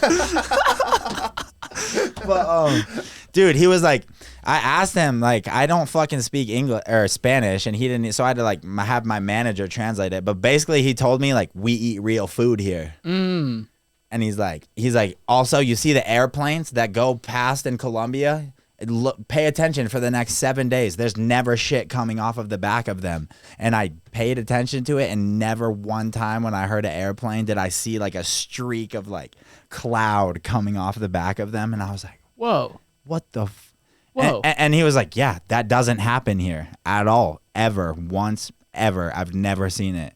And my manager, John, he's like, yeah, dude, like I didn't even tell you that because I thought everyone knew this. And I was like, what the fuck? Like, Oh, so you're saying. and then I look back at all the countries I've ever been to and seen planes fly over. It's like how does what the fuck is happening? All right, Just so spraying chemicals, bro. you think they're spraying chemicals? I think it's. They I could don't be know, They could be dude. doing that. They could be doing that. I don't know, bro. It But, was so weird. But also, isn't it like if you're going a certain speed, maybe their planes are just slower, dude? I don't know, man. I just saw back to a lot of my experiences where I've been to like other countries and I like thought about times and it's like, whoa. Like I always thought these people were fucking tripping when they said that we might be being sprayed with chemicals all the time over our heads, but Well, that definitely happens in like farmlands. And, for sure. And like, yeah, in Delta areas, because I mean, they're spraying like pesticides, definitely. other like even crazy shit. I mean, like, Stuff to make like plants grow more, GMOs, bro. Like, yeah, I mean, what's so nuts about like, those people who like those very loud vegetarians who Yeah, are like, what you're doing is wrong, or like eating meat, like saying that. Listen, if you want to be vegetarian, have at it, but leave me be, right? yeah. But like most of those like vegetarian farms or just farms in general, they kill every bit of the wildlife. It's not just one animal that they're killing, it's everything around it because then it enables it to grow. Yeah. Like if there's food like this growing, you have to kill everything that's coming and eating plants. You have to kill like shrews, rats, fucking every goddamn living species of animal to enable there to be a goddamn tofu field, bro, around. And tofu sucks. Yeah. It's not, unless you just deep fry it in oil for like 3 hours, it just, Anything's good. and like that's actually the thing that I like. I don't think a lot of people realize, dude. Like being a vegan vegetarian kills off a lot of things out there that they might not like talk about very much. But no matter what you're eating, yeah. something had to die. Oh yeah. In some way, shape, or form. It's how we survive. We've done it like that for thousands of years. I mean, we Exactly, can't. dude. Now the only disconnect nowadays is you just don't see how the food's getting made or where it Exactly. came from. Mm-hmm. That's why I think like hunting and fishing is very important. Like Yeah. I love hunting, love fishing. And if everyone literally went out and like had to get their food that way, this like the world wouldn't be like degrading, dude. Like it's fucking big ass factories everywhere, and like just imagine if we lived in a world where we like traded things and like went out and like got our own food. We wouldn't fucking be able to do anything that we're doing right now. But it's like that's how people used to live, dude, and it's like fucking crazy. Well, there is some truth to that, but also if we still lived in a place where we had to go out and kill our own food and grow our own food, Yeah. there wouldn't be any food out there to go kill, right? So like I mean, with this amount of people. exactly, Yeah, because the yeah. population's grown so much. There's like turkeys, for example. Mm-hmm. Turkeys were hunted so hard that Yeah. I think there were only turkeys in 2, maybe 3 states. Kyle, if you could fact check me on this, but now there's turkeys in 48 states in the country. Jesus. You know what I mean? And it's just like even like the buffalo we almost made going extinct. Mhm. You know what I mean? The bison. And so like if we still lived, now what you could have is like your own farm where you do all that stuff, and if everyone had their own farm, great, but there's not enough land for everyone to have a farm. And there's not enough, like, people don't have the resources, bro. Like, Yeah. in a lot of societies, it seems like it's becoming a thing in this world where, like, a very small percentage of the population gains, like, such an amount of wealth that they kind of, like, employ the rest of the population, and and the rest kind of has enough to, like, survive almost a little bit. And it's, like, it's just an interesting thing because that could never happen at this point. But, like, I just wonder what the world would be like if it didn't get so technologically advanced so fucking fast, dude. Like, Yeah. because I feel like the best time to live in this country was probably when like things like that were going on after wars, where it was like the whole economy of this country was going up. You couldn't even really you could work a job and make a bunch of money off of it no matter what. Like even my parents, like they go to college and that a lot of them are like guaranteed a fucking living based off of their college career. It's like it's so crazy how fast it shifts in the way that people have to like find their place in the world with like everything going on around them. You know what I'm saying? It's crazy. Yeah, I mean, there used to be a time not too long ago where one man, like, say you had a family. Yeah. And it's like, say you had a stay-at-home wife. Not saying that women should stay at home. I'm not the kicker for the Kansas City Chiefs. But what I'm saying is...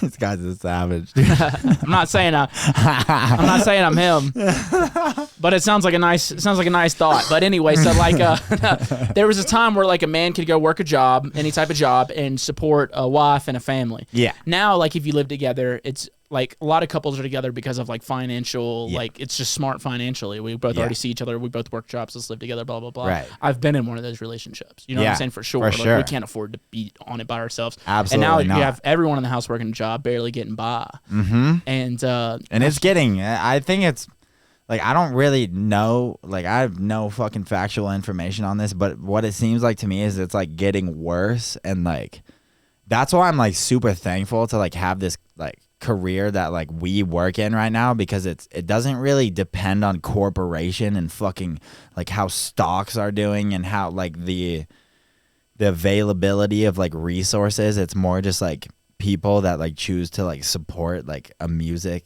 Like that's why I'm just so thankful to have that shit, dude. yeah, but we also do have a little bit of that, though, We do, right? Where it's the gatekeeping major corporations that Oh, control pretty much like a major part of the market, and can decide whether you get That's true. whether you get booked or not. And now you can carve your own way. Say, you know what, fuck y'all. I don't need y'all. I'll do it my fucking self. If you got We've seen it 10 done. million monthly listeners on fucking Spotify, dude, you can convince any promoter to book you because they'll make money. Like that's really what it comes down to, and it's like yeah, but we still have those like gatekeeping, controlling. Oh, dude. I'm not gonna book this person because X, Y, and Z, even though he could do the things that we'd need it.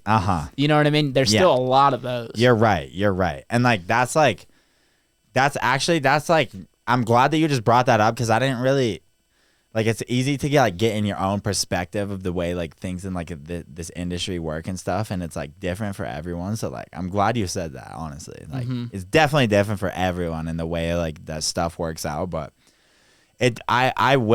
I do think that we don't take as much of a hit, dude, as if like we were out. If I was working in a corporation right now, like some of my fucking friends, like waking up 4 a.m., come back 5 p.m., make $100, $200 a day for like what they do, and it's like that's why I'm just so fucking thankful for like this, dude. Like just music, man. Well, and music's all the people out here, bro. Like music's amazing, but what you're experiencing and kind of, you know, explaining is the freedom of owning your own business.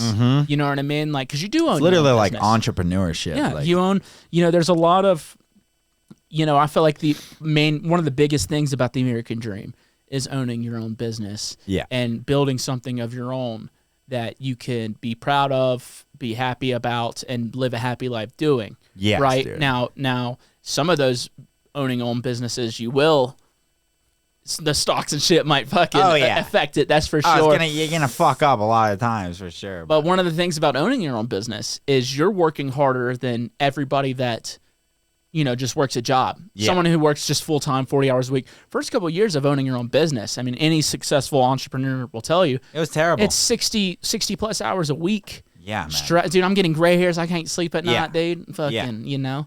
And it's like it doesn't necessarily even get easier to like. Bro, I literally made a tweet yesterday where I was like, I don't know if people realize how fucking hard it is to like be constantly making new music that you're proud of, first of all, and then you're like hopefully your fans are, to be posting on social media many times a week, to be running fucking merch, to be getting on calls with my agents all the time. Like there's so many things that make up this career, and I've had to like dedicate my whole like day to this shit for the past 2 years, you know what I'm saying? And it's not like like I love to do this, so it's extremely fun, but it's not something that like you're gonna get anywhere with if you are here to like make like money or like something like that, dude, because it has to like to go through all the bullshit that it takes like to get to where you are, bro. It's just like you have to love it in your heart, dude. It has to be like a calling, like. Oh, dude, and you also have to be able to take the fucking punches, dog. Oh yeah, bro. Because it's people high. rip you the fuck down in this industry, dude. Like no matter what you do, even if it's you think it's good or bad, like there's people got some shit to say about it, and it's like. If you just know who you are and you lead with a good heart, like there's nothing that anyone could say that could actually like affect me because I know who I am, I know what I've done, and I know what I'm here to do. You know what I'm saying? And it's like, yeah, people, it's just crazy, dude. It's just a weird thing being in like the public eye, especially like being fucking 22 and like not really knowing how to like navigate like all the shit. But that's something that I like. You know, there's an easy disconnect for like people saying. You know, say that like someone's attacking you. They don't see you as a yeah, I got you. They don't see you as like a 22-year-old who's making music that he likes and doing things that he thinks are fun, that he thinks are work. They see you as just a public figure. Yeah. And some people just hate that. Oh yeah. Yeah, they just so they don't see the person behind the GorillaT, the person behind the TVBOO. Yeah. You know what I mean? And it's just like all we're ever trying to do is do what we think is cool. We're just trying. Yeah. We're literally just trying. Literally. Right? And so it's very, especially where we're talking about like the media and the disconnect, like how that happened. That's the thing. It's like they don't see you as a person anymore. It's just a public figure. And yeah, dude, I mean, it gets tough at times. I mean, I can't imagine. I mean, you're in a fucking amazing spot for being 22. When I was 22, I was just DJing at gay bars and casinos and just trying to make a song. You know what I mean? Just trying to make something for someone to listen to. Hell yeah. Thank you for saying that. Yeah, no, you're in a fucking great spot. But yeah, I mean, I feel like it too. Yeah, like, you're in a great spot, fucking man. blessed right now. So. Yeah. But you too, dude. Like I've been a fan of yours for like a really long time. I don't know if you remember, but the first time we met was after Buku in the backstage in the green room of a Republic one day. Yeah. And I like came up to you and I was like, yo, like your set was one of my favorite sets I was like, your set was my favorite set of that entire festival. And you were like, really? And I was like, well, like one of them. I said something like, did I start and talking then you were shit? like, oh my God, like this motherfucker over here. And I was like, that is so funny, dude. And I was like, God damn, like why the fuck did I love fucking with people, bro. It's one of my favorite things about interactions. Yes, dude. It's just like the dude, it keeps it so light, bro. Yes. It's like I love that guy after you did that, dude. I was like, let's go. That's one of my favorite things about interactions. Is just like in some way fucking with somebody to let them know, hey, we're having fun here. Yeah. And every time someone's like, yo, dude, you were one of my favorite sets. So the weekend, I'm like, oh, that's one of them. Like, there was only 20. There was only 20 of them. I know. Like who was better? Like I want to know. Yeah. I always like to say I'm everybody. No, that was legendary. I'll remember that forever. I love that shit. Because I was like I was like nervous to talk to you at that time, and it's like so funny that we're sitting here having this conversation because I was like talking to my homies like, what do I say to him? They're like, bro, go talk to him. Like, dude, like, that was so funny, bro. Oh, dude, I'll fuck with people. Like I'll have like people like I remember like a boyfriend came up to me and he was like, hey, my girlfriend's like really nervous and like she was wondering if you could sign this. I said no. I said she's got to come ask me. You know what I'm saying? Like she's got to come ask me. Yeah, come talk with me, dude. Yeah, like I don't give a fuck. Yeah, they'll realize very quickly that it's like super lighthearted.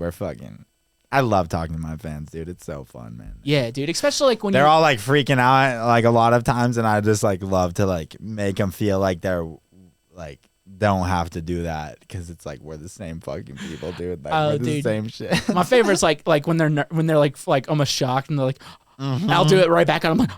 You know what I mean? Like I'll just like do the exact same thing. I'm gonna steal that one. Do it, man. Do it.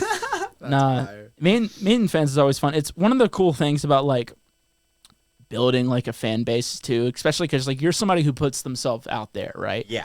Like you're always posting videos. You're always like jamming out to your songs, look like you're having a good time. And not only is it like a great way to promote your music, it's a great way for people to like catch a vibe of like who you are and what you do. Yeah. And whenever you put yourself out there, people who like kind of resonate with like that's like that type of person or whatever, For sure, that's who man. you like, invite. Exactly. And so like you end up having a fan base that's like very similar to you, which is so much fun. I love it, dude. So much I fun. absolutely love it, man. Like I love the way that like we've gone about this because like I literally feel like I'm like fucking friends with all. I'm sure a lot of artists feel this way, but I literally feel like I'm friends with all of my fans at this point, and like I feel like the half of the reason it like got super big super fast was because like at one point I was on my phone like legitimately making like actual good friends that I still talk to this day that are like my fans that stream my music, and it's like I've been watching the same people just comment every single fucking day on my posts for the past 2 years, and it's like if you can get like a small squad of people like that, they'll like make something that seems super small to you just blossom into something that you could have never imagined.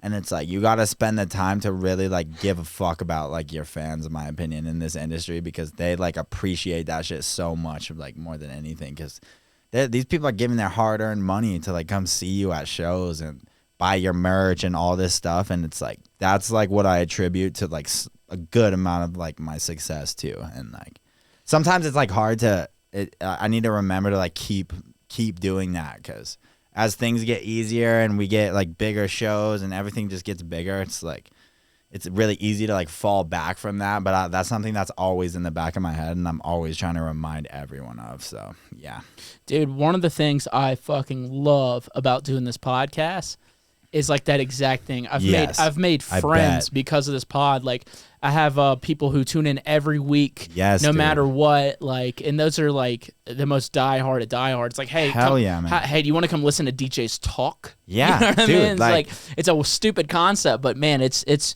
out of like. But it's like, dude, it's super interesting to like get to know the person behind like the whole brand, bro, because it's like there's a whole brand, but then the personality is also like just fully different from that. And every single time I see it, and it's like so sick to get to know like both of the, like aspects of it, and I just love it, dude. Like that's why like what we were saying earlier, it's easy to disconnect the person from the public figure. Yeah. That's why a podcast is fucking tight. Yeah, dude. Yeah. Literally. Like I've thought about like doing something like this, and I wish I had like enough time, but it's fucking like I've just been so stressed in the past week trying to get like at so much. It feels like I've been there's like not I have this much to do and like this amount of time to do it in since I like started this career, and it's like holy shit, like it's crazy, man. Like it does take a lot of time, but it is fun. No, it does not slow down. It just picks up, dude. Oh, dude, I worked so hard to be fucking stressed out and shit. I'm living the dream, bro. Like I would not have it any other way, and I love it, dude. Like there's struggles that come with it, but it's just so awesome. Like I'm pretty sure we work the best job in the world, bro. Like I think so. Or I'm trying to think what would be a better job. Maybe if I was like at a zoo, like petting tigers or something, like every day. It's like, cool until they take your arm. Yeah, exactly, dude. Yeah, it's cool until you're like, wow, I love working at like SeaWorld, and then bite your face off, and then you get raped by a dolphin. Like literally, yeah. Which happens. Dolphins rape, dude. Damn, bro. Yeah, dolphins rape. Kyle, look up how many rapes are happening a year from dolphins. Yeah, we did this before. We did this before. Humans? Yeah. Oh yeah. Oh yeah. Are you fucking with me? No, buddy. You're like, wow, I love working at SeaWorld. And then Free Willy shows you his willy. Oh shit! No way. If this is real, I'm gonna shit my pants, bro. Like, and yeah, we talked about this. Kyle, let me know when you find it, dude. Yeah, because I'm gonna go ahead and say it. Whatever number he says is not accurate, because I know if I got raped by a dolphin, I ain't telling nobody. Dude, I'd be pissed as fuck, bro. I'm embarrassed. I'm keeping that shit to myself. What'd you say? Same. It's 3 every year. Yeah, 3 at least. Oh my god. That's 3 more than Humans? I would think. Dolphin raping human. So let's say probably about like 15. Dude, what the fuck? Because like I'm not telling anybody. Yeah. I come back, like I'm going on family vacation next week. I get out of the ocean. Dude, what happened to Mitch? He's like way anti-dolphin now. Did you notice that? I literally turned into South Park. I'm like, fuck you, dolphin! I killed the whole team. That was actually one of my first questions. Like when I was pulling up here, like, do you have dolphin milk made for dolphins? Humans can drink it too. Wait, there's dolphin milk? That's a thing? Yeah. Look it up. Whoa. What do you know about dolphin milk? Well, I saw it on a TikTok recently. Oh, so it's definitely true. Oh, it's for sure true. Oh yeah, that's the truest thing I've seen. No, honestly, I haven't figured out if it's true, but it's this dude he like goes into these Applebee's restaurants and he fucking has like these weird. There's like finch milk. And he like every time he's like, do you guys have any finch milk made for finches? People can like humans can eat them too. And then when they say no, he just like pulls out a bottle of it and like sets it on the table, and it just like makes me laugh so hard, dude. Listen, this guy needs to chill. The employees at Applebee's go through enough. Oh, I know, dude. And it kind of pisses me off a little bit every time. Dude, me and my come on, bro. Me and my ex-girlfriend, used to have this thing called white trash date night. And we'd go to we'd go to Waffle House sometimes, but we'd go to Applebee's. Bro, let me in on that. Get drunk and then fight. Like, that was our thing. Literally Fight just- wasn't part of it, but it would just happen. Dude, But- of course, yeah. It would just happen. I like to do that too, bro. Yeah, and so the Applebee's employees. Is there Applebee's in New Orleans, dude? Oh, yeah, there was one right by my house. Oh, so that's, yeah, okay. So that's, yeah, of course, bro. That's just hilarious. So we put those employees through enough, and next thing we know is some fucking TikToker coming in with damn finch milk. Oh, What is God. finch? Is that a thing for dolphin? Is that what that means? Finch? I think it's like a little like rat, like a finch. It's like a animal. A finch is a bird. Or yeah, What? bird. Can we? So Yo, I might need to take a piss, bro. let's go ahead. I gotta do it too. I gotta grab each other. Let's take a quick break. Gotta rip another one of these shots, bro. Oh shit! Oh, hit record, motherfucker. It's already recording, Okay. baby. All right. Well, you ripping? Took a massive fucking camel piss, and we are back. Beer me, Mitch. All right. Thank you, Daddy. All right. You're welcome, buddy. You know what, dude? This is for the troops. This is for the troops, Hey. baby. Here, fucking take a sip of this after, bro. We fuck. Nah, dude. It's for Dude, the troops. I'm I'm battling through. I'll shit my pants if I do that. I swear. All right. I'm gonna try to do it with no chase. All right. Yeah, dude. It's for the troops. All right. This is for the G troops. They fight for you, so you can fight for them. I'm gonna fight for y'all right now. All right, let's go. All right, we're going. Oh. Hey, Oh! let's go. And there's like a tiny bit. Damn, I didn't think it was. For the troops. Woo! Woo. Woo. Deep breaths. This too shall pass. This too shall pass, baby. Of course, it's fucking Gate off back there saying something about passing.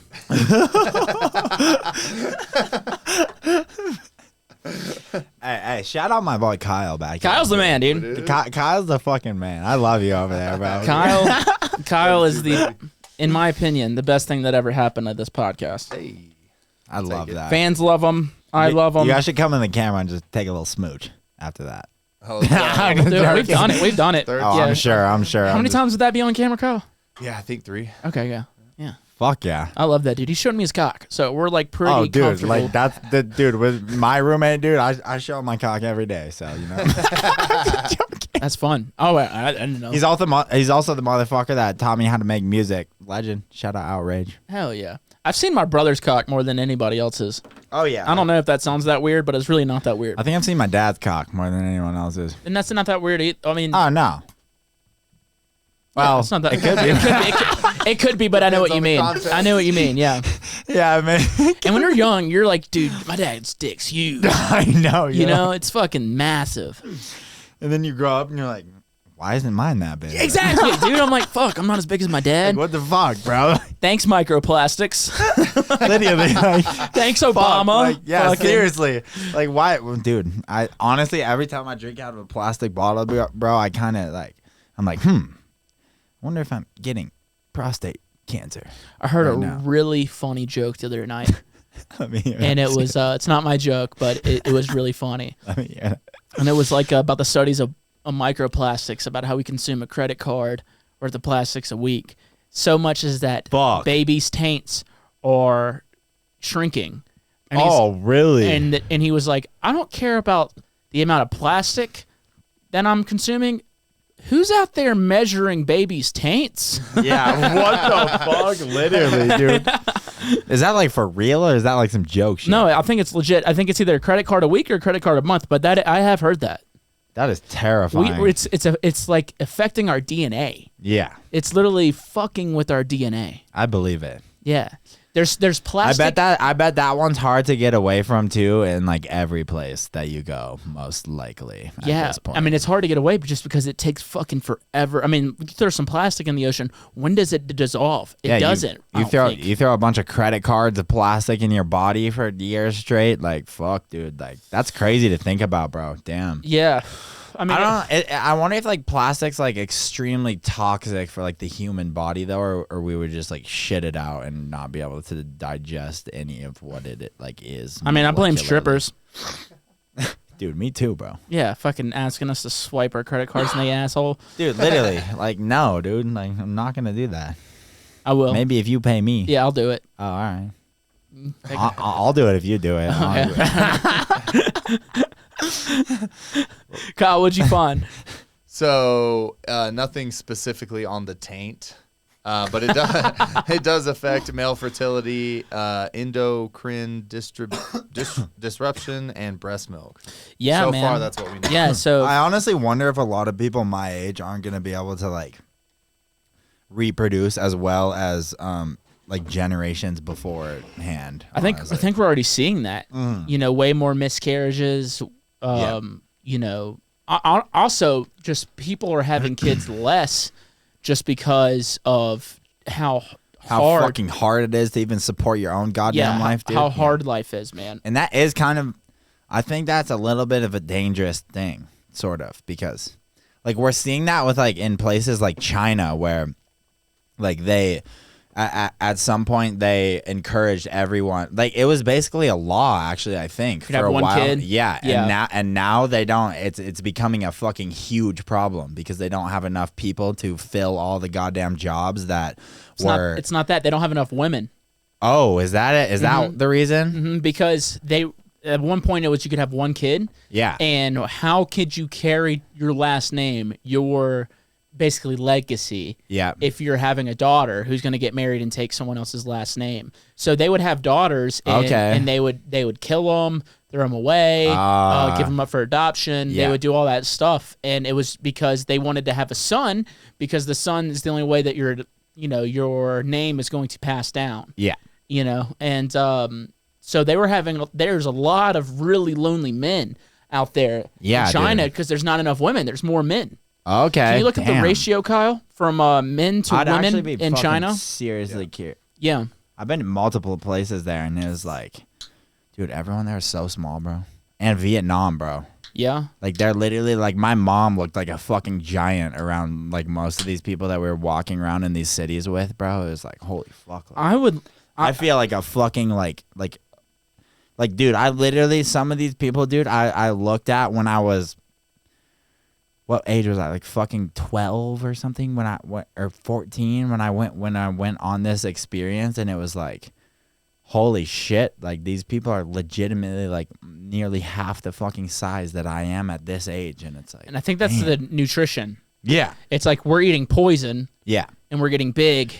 Yeah, bro. So, and sometimes obese, but sometimes just big and strong. You know what I mean? So like, and then over there they're eating a lot of, not poison. Yeah. But, so like a thing that is like at a very Western, like, I don't want to say courtesy, but like a very Western, not a rule. I'm trying to think the exact word, but it's just something we do where it's like we finish everything that's on the plate. Oh yeah. You know what I mean? Oh, yeah, culture. Yeah, 100%. And then over there, it's like they will stop. Clean plate club, bro. That's been Exactly. a saying in my family forever. And if I didn't eat all the food on my plate, I was like, you got to eat it tomorrow. yeah, dude. I was like fucking like having punishments for it. That's a very like Western culture thing to do, where it's like over there, it's like you eat, and when you're full, you're done. Yeah. So it's like that's one of the reasons why they are smaller. I would love to go to Japan really bad. I'm obsessed with Japan. Go ahead, Kyle. It's insane, population, China is saying 4.5 to 1 male to female, and the UN says 7 to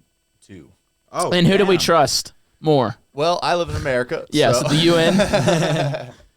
Yeah, damn, that's crazy. Actually. Yeah, Holy so shit. that's one of the reasons. That's the main reason why the rule changed. Just because also there's not as many babies being born because there's 7 dudes to 1 chick. It's like Yeah, it's like a dude. bar at fucking Starkville, Mississippi. Yeah, a lot or of fucking dudes anywhere, bro. Like, Yeah, shit. it's a lot of dudes Except in for one. Miami. Yeah, Damn.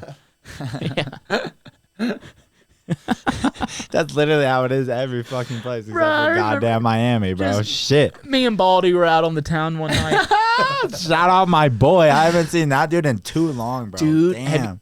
I saw him recently. I haven't seen him since I've been in New Orleans, bro. Fuck, like. Bro, he looks really good. Really? He's off. He's not drinking. He's off the Adderall. He's No just way. working all the time. He's working all the time. He's got a girlfriend, which is nuts. Bro, you're blowing my mind right now. I know. Yo, if you're watching this, bro, I love you. Dude, he's a legend. He All is. smooching. He is a legend, dude. He's one of the most unique individuals there's ever been. But Holy shit, I love him, dude. I love There's him. not another- Every time I see him, I'm just like, he's the best energy ever, and I just want to hug the there's not a more fuck out of that kid. There's not a more lovable person. I don't think so. I don't think so. I haven't met him. I don't think so. I fucking love that dude, man. Yeah, but anyway, we're fucking at a bar. It's like 5 a.m. Yo, dude, we got to get some bitches. And it's like 9 dudes per 1 chick. I'm like, dude, we're not getting any bitches unless we fight somebody. Like that's the vibe of the bar. You know what type of bar I'm talking about. Oh, yeah. Where Bro. the vibe is, if you want to get a chick tonight, you're going to have to fight 1 or 2 dudes. You're going to have to approach someone, and a few of them are not going to be okay with it. I Yeah. guarantee you And that it's not because fucking that's much, their bro. girlfriend. It's just that's just the vibe. That's just how it works, That's dude. just the Like, vibe. I gotta win her. yeah, if you're going up, you better be fucking prepared to like. Not saying that she's property, fists but up. we have to fight to even Yeah, of course. to approach. Chance. Oh yeah, Yeah. like dude, I feel like the farther down south you go, the more that's a fact. Yeah. People out here in Denver, they dude. might talk a big game, but they ain't gonna do shit. Did you ever dude. go It's over to hilarious. Did you ever go to Tigerland in Baton Rouge? Oh, dude, I don't want to talk about that. Honestly, like, bro, I hopped in there with that tiger, bro, and we had a moment. To be honest, bro. you're not even you're not even fighting to get a chick at that point when you're over there. You're just fighting for respect. Yeah, no, it's like every time I walk in there, I'm like I have to think about the clothes I'm wearing because of the people I'm about to be around, bro. It's like holy. It better be an shit. LSU t-shirt. No, literally, or else I'm getting touched, bro. Like, Dude, like, wait. Saying I'm getting touched sounds way better. But like, yeah, go up in there with a fucking Crimson Tide t-shirt. oh, you're dude. fucked, dude. I think you actually might be in the hospital. Oh my god, Like honestly, that's something that you just cannot fucking do out there, dude. I kind of Like, want to you do will- it now. I kind of want to do it too. Maybe we should. you see- Maybe we should fly on down there and make a little podcast. Did you ever see my video Mosh Pit Mike that I did at Maybe. Buku? Anyway, Oh, I did actually. that I did at Buku. I was fucking there for that. So we should dress up as Alabama Andy.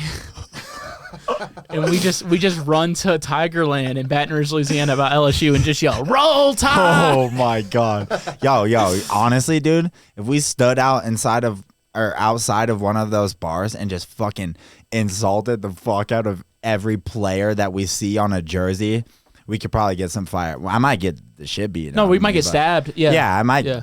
but But dude, it's good content. we're doing it. We're at doing some it, point. dude. If I ever find your ass out there, we're doing that. No, shit, bro. not found. We're gonna plan this now, dog. We gotta plan I need this. dude. I need to make my ass back there, and this is like probably the perfect excuse. So, all right, it's a deal. Yo, one of these weekends, I don't have shit to do in the next couple months. That's where we're going, Dude, bro. we're going to Baton Rouge right when we school need a starts back. photographer too. Oh, yeah. Oh yeah. We got a guy right here. Kyle. Yeah. Kyle, you're coming with us, bro. We're fucking raging, my dude. I think we need to wait. I We're think getting touched, bro. hey, listen. If there's a camera, there's only so much someone can do to you, because like. No, he'll have You a can big talk lens. your- He'll have a big bro. lens. He'll be probably just about make 50 sure it's yards like- away. yeah. He'll be 50. He'll be safe. Yeah, no. Make sure it's zoomed in and be like, right before they punch you, just be like, "There's a camera right there. Like, be careful, buddy." Like, No, dude, you can't puss out. You got to take a hit.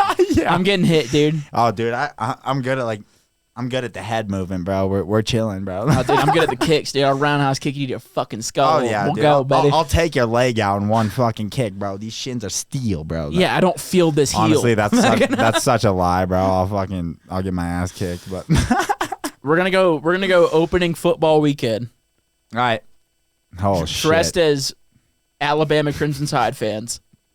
Just stand outside and just be like, keep walking, buddy. Every time we see a fucking person wearing, keep walking, pal. Like every time we see someone wearing like the opposite jersey, dude. That'd be so we're fun. gonna stick Alex short thumbs. We're fucked.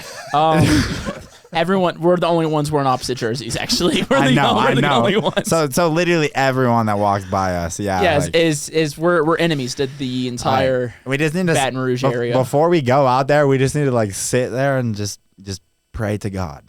Make, to the point where hopefully we don't get fucking shot. I disagree.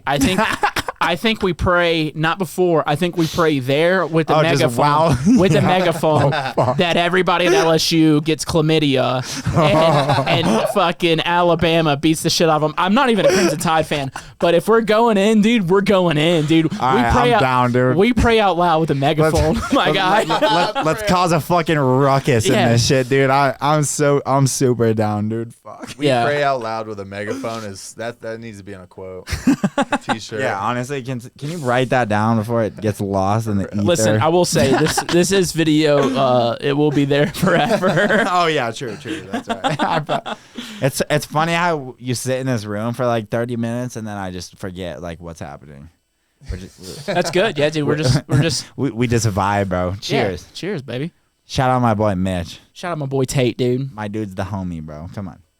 Anyone who talks shit about this man, fucking meet me in the alleyway, bitch. You're gonna get touched. Yeah, but all jokes aside, I fucking love you, bro. I love you Thanks too, for bro. having me on here. Hell This is great. This is a good spot to get into the fan questions, man. You see, like, oh yeah, I'm super down. What are you about to say? You see, they were all worried that this was gonna be a problem because we had to redo this whole shit. But I had more fun this time, honestly. This is than better. Last time, so we're vibing, dude. this is way better. This is way better. All right, I get my to mom, keep my job. My mom had called me like probably about 20 minutes after Kyle had told me that's gone. So I'm at the lowest low, right? And my mom's a very positive. She felt the energy, man. She's a very positive lady. She goes, well, maybe there's a reason that it happened like this. Maybe there's a greater purpose. And I said, no, Mom, there's no fucking. I didn't cuss at her. I didn't cuss at her. You get your ass beat. But I was just angry. I just respect my mom enough. She wouldn't kick my ass. I just would not do that to my mother. Of course. But I was just like, no, there's no fucking reason. I wish there was a fucking bigger reason right here. There's no reason that episode got lost. And she was right. Yeah, exactly. God, I love my mother. They're always right, man. At that moment, I was like, no, Mom. What's your mom's name? Jonna. Shout out, Jonna. Shout out. Legend. Yeah. Boom. Boom. What's your mom's name, dude? Heidi. Heidi? Mm-hmm. Shout out Heidi, dude. Hey. I'm going to send her that clip. I love it. Yeah. Let's get to him, Cal. All right. Hey, TVBOO and GorillaT. I had a question today. I have an ex that I used to live with for a little bit, and when we broke up, we ended up sharing a bunch of our merch. And one thing that I gave her was a Grizz jersey that I got from Grizmas in July. I was wondering, is it right for me to demand that jersey back after giving it to her? Because I don't want to say it is my jersey, but it is my jersey. I gave it to her under the pretense of letting her borrow it for a couple shows, and then she would send it back. Now, upon requesting the send back, she has not returned the jersey, and I was wondering if you guys think that I'm entitled to the jersey, or also, do you think I should call her mom and ask for the jersey back? I'm not trying to be that weird ex. I'm not trying to be that weird guy, but I'm just trying to get my Grizz jersey back so I can represent. All right. Thank you, guys. Hope you have a nice night. Also, I have another question. Do the booty shit. really taste like strawberries? That is the most important You question already I've knew ever heard in my this, boy. entire life. Does the booty taste like strawberries? All right. See you guys. Thank you. Did he give his name? Here, let me. Larry, play just the beginning. Hey, Taboo and GorillaT. I had a question. No, today. he didn't give his name. So this guy's fucked. Yeah. Dude, You want to go first? Yeah, dude, him and his girl just broke up, and he's got another girl in the episode talking. Bro, that jersey, that jersey's fucking gone. That jersey's gone. If she's into dance music, odds are she listens to this podcast or has a friend that does. Someone You just out had there. some random bitch. She's gonna hear the like, who is that bitch? Bro, the moment I heard another just female voice coming, he's like, me and my girl just broke up, but here's another girl. Like, can I get this jersey? It's like, You know what's gonna happen? Your ex is gonna give that jersey to a dude she's fucking. yeah, maybe. And she Or this is the other option. Or this has been successful with me once in the past. Just sneak through her. Just take off her screen. Just sneak through her window. You know. hide. Yeah, just hide, bro. Yeah, just, hide. Just crawl around in her house and just root through her. I think you should. I like this. Be sneaky. Take a page from Solid Snake. Fucking sneak in, dude. Be Solid Snake. Listen, we're gonna ask you. But don't blame me when you fucking end up in jail for 10 no, years. dude. Like, I'm not to be blamed for that. Well, listen, because He's to be blamed for that. dude, I'll take it. Listen, dude. We gotta ask the important question here. What would Solid Snake do? That's a good point, honestly. That's a great question. Before I do anything, I should ask me. What would Solid Snake do? And sneak up behind her, put her at knife point, and say, Put her in a chokehold. yeah, and say, where is it? Like, am I gonna have to choke you to sleep or? He's definitely sneaking around while she's home. Oh yeah. That boy has never snuck around anywhere with nobody in it. Dude, this guy, Yo, the audacity to ask this and have a don't- new girl. Yo, That better- we still love you though. Don't get it twisted. Listen, I love you even more, actually. I love you even more. There's a new lady there. He's on some feral shit. yeah, damn straight. What would bro. Solid Snake do, dude? He'd move on, okay? I know. I think you might have to forget about the fucking jersey in this situation. I Wait. mean, you could go sneaking through people's houses, but you might end up in jail for 10 years. Only if you get caught, dude. Yeah, it literally. Solid Snake wouldn't get caught. Dude. Here's my question. He said, is it okay if I demand it back? No. I think you demand it. I think maybe you demand, and maybe, I'm not condoning this, but if you're really passionate about the jersey, maybe threaten? Yeah, that might make it. Maybe?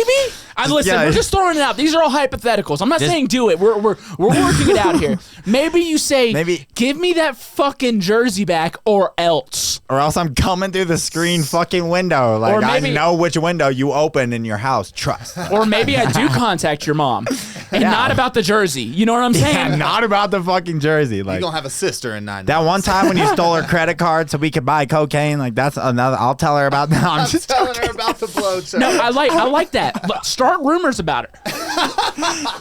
I like that. I like this angle you're hitting. No, literally, like, Start rumors. that's what people don't do to us, so I might as well just give it back. Might as well. Yeah. Let's dehumanize the humans. Listen, let's start rumors about your ex-girlfriend Yeah, who we'll help you. listen, it Me and sounds like Taboo. it does it sounds like he respects her, Oh yeah, but I mean, he should throw that out the window. yo, if he's asking us before, like, Sounds like this is a good guy for real. But- and that's why he's losing. Hell yeah, he thought should about it. he should throw respect out the window.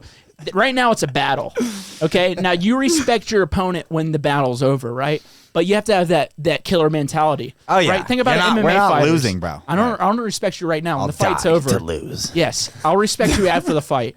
But you gotta get rid of can't respect her right now. Absolutely not. So you gotta do everything possible to make her life a living hell. To get your fucking Grizz jersey back. Because that's what Grizz would want. I'm joking. Talks with Taboo does not condone violence, breaking and entering, or spreading rumors. No. Why did I just start a rumor about Grizz? I am not down to have the fucking FBI busting in here because Grizz is ass like, what the fuck? Like, yeah, they're causing rumors. We're supposed to be causing rumors about his ex, not Grizz. Grizz is an angel, and we love him. We love Grizz. Yeah. Holy shit. Okay. That's the fucking next question. No, dude. This is too much fun. This is too much fun. We got to get to the bottom The of this. longer we keep going, dude, The darker it gets. Yeah.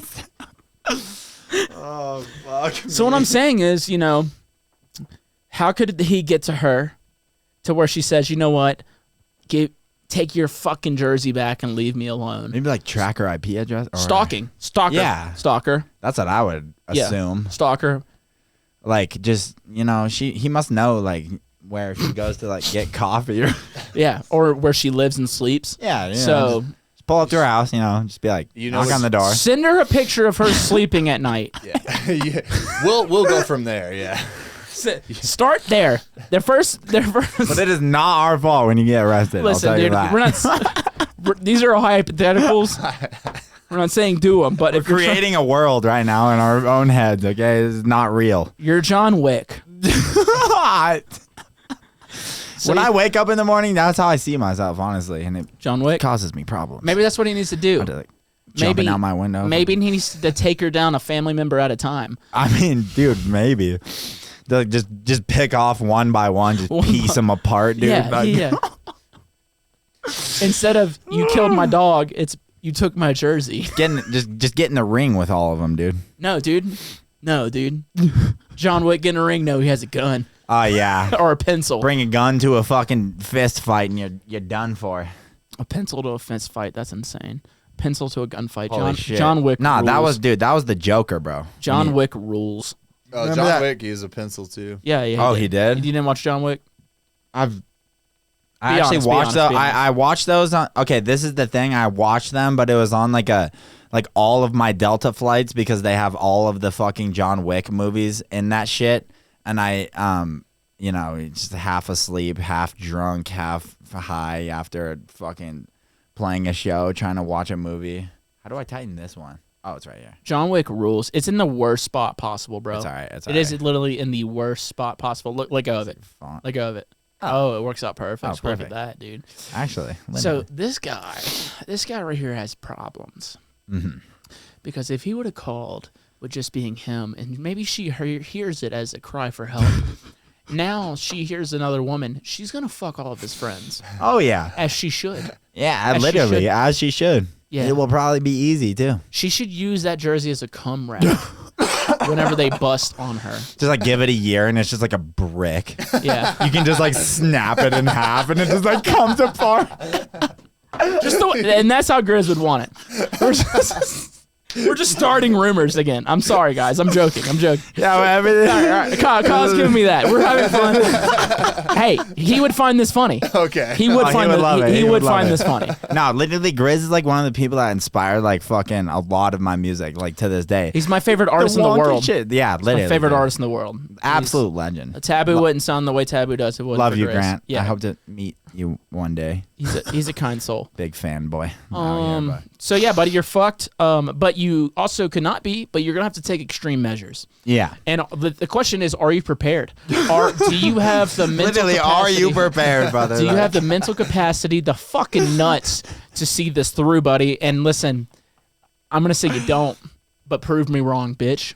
Yeah, I'd love to see it. Like prove this man wrong, bro. And myself, honestly, I'm in on this shit too. So We're like, we love to see it. Breaking news. So I expect a DM of you fucking sneaking into this guy. No, I'm just joking.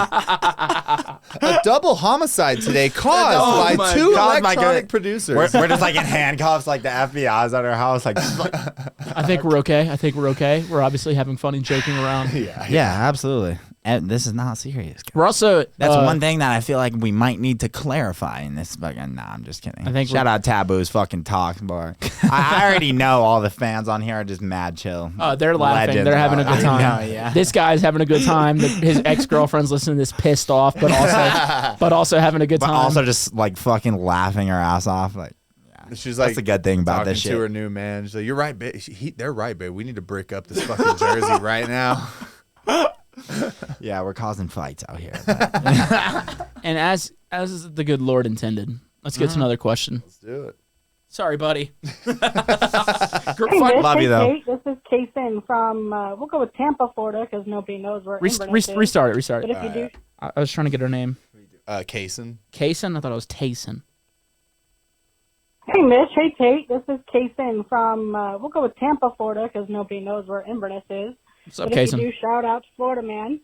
Yes. My question for both of you guys is not music related. What is your Thank God. go-to like comfort TV show or movie?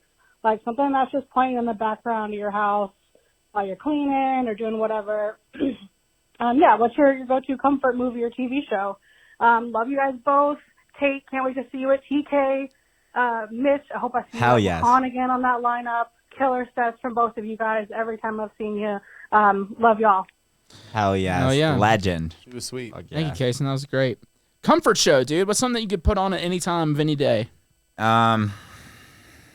Rick and Morty. Yeah? Or SpongeBob. Honestly, I think the actual answer to that question is SpongeBob because I fucking grew up like watching that entire show. Like I've seen every episode 10 times, and that's like the one time I need to like get comfortable and like just pull myself out of SpongeBob, dude. Come on. SpongeBob rules, dude. I know. I was literally did a SpongeBob quote to my girlfriend the other day, and she didn't grow up with the TV, and so she didn't understand. But like Good thing you didn't drop her. Shit. all right, the Like, tabloons, the tabloons. Yeah, Is that a might have SpongeBob- been a breaking point, dude. Oh yeah, Yeah, the dude. tabloons, bro. That was a jail joke. They I had, dude. know, Don't drop them. Wink, Dude, that show is kind of wild, bro. dude. It is When you there's go watch it back when subliminal you're messages. when you're fucking older, you're like, damn. Like, I thought that shit was so funny, and now I think it's weird. Like, I still think it's funnier. But the SpongeBob has so many great quotes out of all of these shows I grew up on. SpongeBob quotes still hit the hardest. Chocolate, holy shit. look at it. Oh my Look god. at it. And the dude that's like, my leg, like Yeah, everything. SpongeBob's great, man. I need to put that shit in a song at some point. Just like My my leg. leg, like in the background. Just like at the very end as like the outro is happening and it's like fading out after like a beautiful melodic. Just my leg, like Do it like a trench song. oh yeah. Fuck yeah. If I could possibly make something like that ever. I try to make heavy music and dude, it just like I'll make it and I can't finish it. I'll be like, okay, this is a drop. yeah. It's like I just made like a rhythm song with like a sine wave and a comb filter, but it's like Yeah, I made like a so stupid, bored, like bro, easily like the heaviest thing I've made or heard in a while, and I was like, I cannot finish this idea. yeah. Like I don't even know what It's to do. not with this. happening. It's not happening. So go ahead, Kyle. I was gonna see if you wanted to hear the top three quotes from SpongeBob. Of course. Oh, actually I do Of really course. badly. Let's hear it. Cool. Number 3, My legs. Sandy. Don't you have to be stupid somewhere else, Patrick? Not until 4. My favorite is this the Krusty Krabs? No, it's Patrick. That's a good one. Firmly grasp it. Firmly crossed. Stupidity isn't a virus, but it sure is spreading like one. Sandy again. Oh, Sandy's out here dropping bars, Yeah. dude. Fuck. Yeah, but she's stupid. She's from Texas. Yeah, literally, dude. That was the thing. They made honestly, all Texas people. There's like, out of all the people you piss off, people from Texas are the Hey, probably one of the last of the list. you can talk about anything but religion and politics, in my opinion. I don't piss Texans off with my politics, but in my experience watching other people, it's like that's the things you just Dude, don't. Listen, They're the coolest people ever, and so you get them riled up with that. dude, as Big X the Plug says, dude, don't fuck with Texas. Oh no, You know what I'm saying? No. Listen, like if you're gonna start, like maybe the top of the list is like Portland, and then like Texas is the last. If you're gonna talk shit about people in Portland, what are they gonna do? Fucking fight you with a water I'll bottle? give you a kiss, bro, out of love. Yeah. Like, Texas, they'll kill you. yeah, dude. So that's why I respect them. Me too. Me too, brother. All right, what was the next one, Kyle? SpongeBob. Patrick, you're a genius. Patrick. Yeah, I get called that a lot. SpongeBob. What? A genius? Patrick. No, Patrick. Out of all the quotes I could have thought for SpongeBob, those aren't the top 3 for me. I know. That's what people voted. Those are kind of fire, though. Those are decent Those ones. are decent, but not as good as like my leg Yeah, like my leg. Or That's is this iconic. Krusty Krabs? No, it's Patrick. Like that's a classic. Like if I were to scream my leg like in the same like voice that dude does, I feel like half the population would know what that came from. Honestly, everyone like, would. at least that's like They similar would, to dude. my age. Or They would like, know yeah, it. dude. Like what the fuck? Shit's a classic. It's all right. I guess. All right, so my comfort show isn't nearly as fucking. Yeah, what is yours? Mine's darker. All right. The Walking Dead, dude. Oh, that's kind of hot. I need I need sons killing their mom through childbirth. I need Dude, I watched that entire show, and that's one of the best shows I've ever seen. I need to this cannibalism. I need a dude killing another dude with his fucking mouth. You know what I'm saying? Like I need fucking people dressing up as zombies and leading them around. Dude, like that's my Bro. comfort show. Bro, That is my honestly, comfort show. day. I had a fucking ball. I was about to say Breaking Bad for a second. It's a damn and good it's one like- too, dude. I need crystal meth when I'm doing anything. Yeah, dude. Same. Like, yeah, dude. It's like we should cook sometime, bro. I know some people that could help us. Yeah, dude. I actually like. Some people in my I have an family. RV too. I got some family members that could teach us the recipe. Dude, the first time I took a dab off of like wax. Like, have you ever heard of diamonds? Like, it's basically like the fucking. It's like rosin is like the strongest 10% of the flower, and then there's like diamond, which is the strongest 10% of the rosin, and it's like it looks like a clear fucking crystal. And the first time my parents, like my mom, saw me like dabbing that shit, I think she thought it was crack. And I was like, mother, like I promise. Like, Listen, doing dabs is basically smoking crack for weed heads. oh yeah, It's for like, sure. and the people who, I mean, once you start doing dabs all the time, You're weed done. doesn't do it for you. No. And then you're in the Sit there and smoke like 10 blunts until you're just like your lungs don't work anymore. and then after that, you're sucking dick and leaving your family. Yeah, that's the next step after that, just, bro. just to get high again. Gateway drug. Just to feel something. You don't want none of this, do we? You know, good quote, Kyle. You don't want no part of this shit. I don't want no part of You don't want no part of this shit. It's not addictive. dude. Jeez, bro.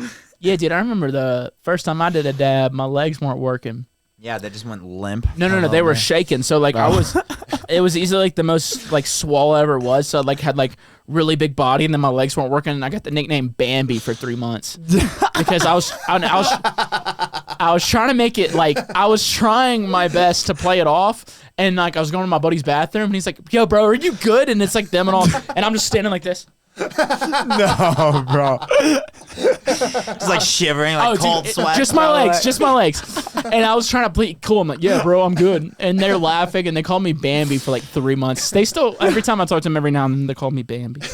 Were you already taboo before you were Bambi? Oh no. So what the fuck, dude? Like, come on, Bambi. Come on. Well, that's that should have what- been the name. Yeah, Bambi. Where did that name come from? Taboo. Uh huh.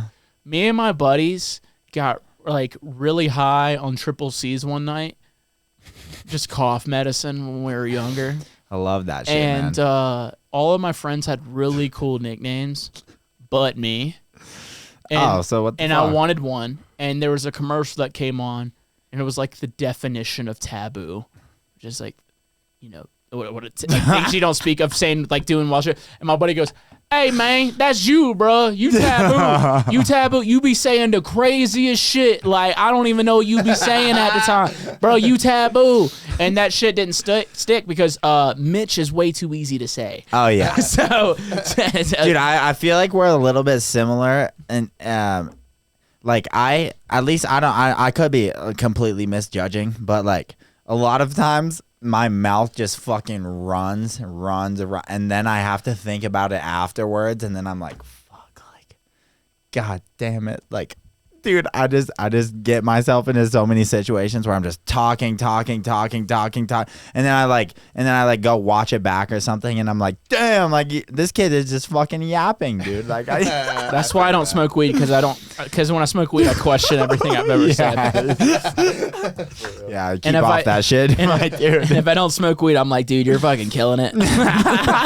Everything you say is hilarious. And Dude, that's funny that you say that because the older I get and the more I smoke weed, the more I'm like, I like take a couple hits and I'm like, why did you like tweet that shit earlier, bro? Like, what the fuck is wrong with you? Like, why are you bitching to your fans? Like, that actually happened to me yesterday, dude. I was like complaining to my Twitter, and then I go on my Instagram and the first thing I see is just like a promotion company that like screenshotted my Twitter post. And the one fucking time that I'm just like bitching on my Twitter, dude, and it's just like posted all over Instagram and I'm getting tagged in it and I'm just like, God damn. Guess after Twitter, man. It's strictly, I used to have fun on that app and fuck around and talk shit. It's strictly business nowadays, brother. Oh yeah. So many. That's how it has to be, fucking clearly. So many bigger artists that I've talked to, like, that are just like, yeah. No. Yeah, I don't. Yeah, I don't. They're not even. I on don't it engage in controversial things on Twitter. The fucking army will eat you. If not. There's been some wild shit going on today from other people that I was looking at. I was like, what is happening? Yeah, you know. What is happening? In the past couple days, it's like, you know. Rhythm's doing what? Yeah. What's happening in Rhythm? What is? Like Rhythm, like first of all, let me figure out what this music is, and then like. And then I'll figure out what the fuck type of, I don't know, dude. I ain't gonna involve myself in it. It's funny to see on Twitter every other day, bro. I use Twitter for sports news. Sports news, baby. Is it like easy for you to separate the, like, cause I know you're a comedian. Like I talk to you and it's like obvious, but it's fucking, it makes me wonder how, because when I see comedy and electronic music, I see a spectrum of this, and I feel like one of them is like to the wall on this side, and the other one's like to the wall on the opposite side with like the shit that you can like talk about, and it's like, I wonder what that's like. Tricky. I bet, dude. So tricky. I bet, Oh my god. Especially like at a comedy show, it's not tricky. At a comedy show, it's just it's like easy. Yeah. Yeah, at a comedy show, you're like, These dude, people are expecting. Like, yeah, they're there to laugh. If you're at a comedy show to do anything other than laugh, go home. Yeah, like get offended by things that people Go might say, home. dude. Oh my god. Yeah. And so like at a comedy show, it's easy because it's just like, hey, say something funny, and I mean, comedy, in my opinion, is like the last.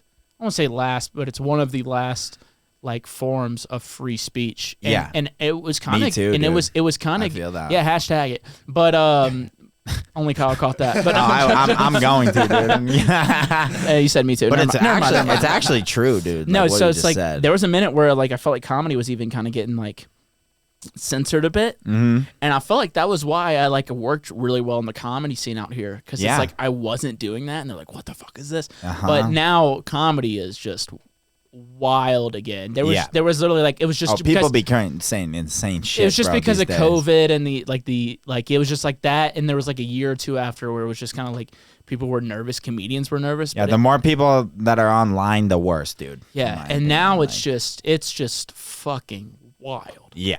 Awesome. I see fucking, dude, I love it, honestly. I see TikToks of people, like comedians, just saying like the craziest shit, and I'm like, you know where you need to go? Yes. Out here in Denver, and it is the most fun, wild shit. It's Denver Roast Battle. Dude. It happens every week. I'm about to write this shit down because it's my good buddy Austin Langley. He runs Denver Roast Battle. You better fucking remind me of this, because I'm so down. It's a damn good time, brother. It's the first Thursday of every month. I love first seeing Thursday. That was at where is it? Is it like at a venue or what? That was at the Denver Improv. They're not doing it at the Improv anymore. Oh, okay. Right now it's just at Wide Right, and they're about to pitch it to some other venues as well. But they do it at Wide That's Right, sick. I think every Friday or every other Friday. Bro, I've been on the panel many times for a roast battle, and it's just everybody from all walks of life, fucking doesn't matter what it is. But it's comedians. Yeah, dude. And it's just insane. It's wild. It's We're- wild. Do you go there a lot? Oh yeah. You better take yeah. my ass with you next time. 'Cause Okay. I'm so down. Okay. I tried to get Martin. They had I think it was like one of the last. Martin, Liquid Stranger. I tried to get him on the panel. Try to get him on the panel. I tried to get Martin on the panel. He's just too busy while he was in town one time. I was like, bro, you need to come experience this. 'Cause Yes, they dude. wanted to have him on the panel, and the panel's just other comedians. So like the way it works is like two comedians. There's a couple battles, but it's one-on-one. Each comedian gets 3 jokes. It's the best of 3. Yeah. Except for like the main battle is like 5 jokes, and then the panel is other comedians, and we're just fucking roasting the shit. They're roasting That's us. so lit, bro. It's so much fun, bro. Like let me in that shit. I've heard bro. some of the most wild shit. bet. Wait, Kyle, were you at the roast of Illegal Pete? I was, yeah. Yeah, that shit was nuts. I was on the roast of Illegal Pete, Everybody said some outlandish shit. God. Yo. What did they say about me? It was like somebody said that Taboo's a DJ. His when he counts down songs, he's like 1, 2, 3, 4 more years. Trump. What did I say? Someone called me Theo Von Jovi. Fucking A minor. yeah. You kind of remind me of him a little bit. Yeah, honestly. I was getting fucking. I'm so easy to roast out here.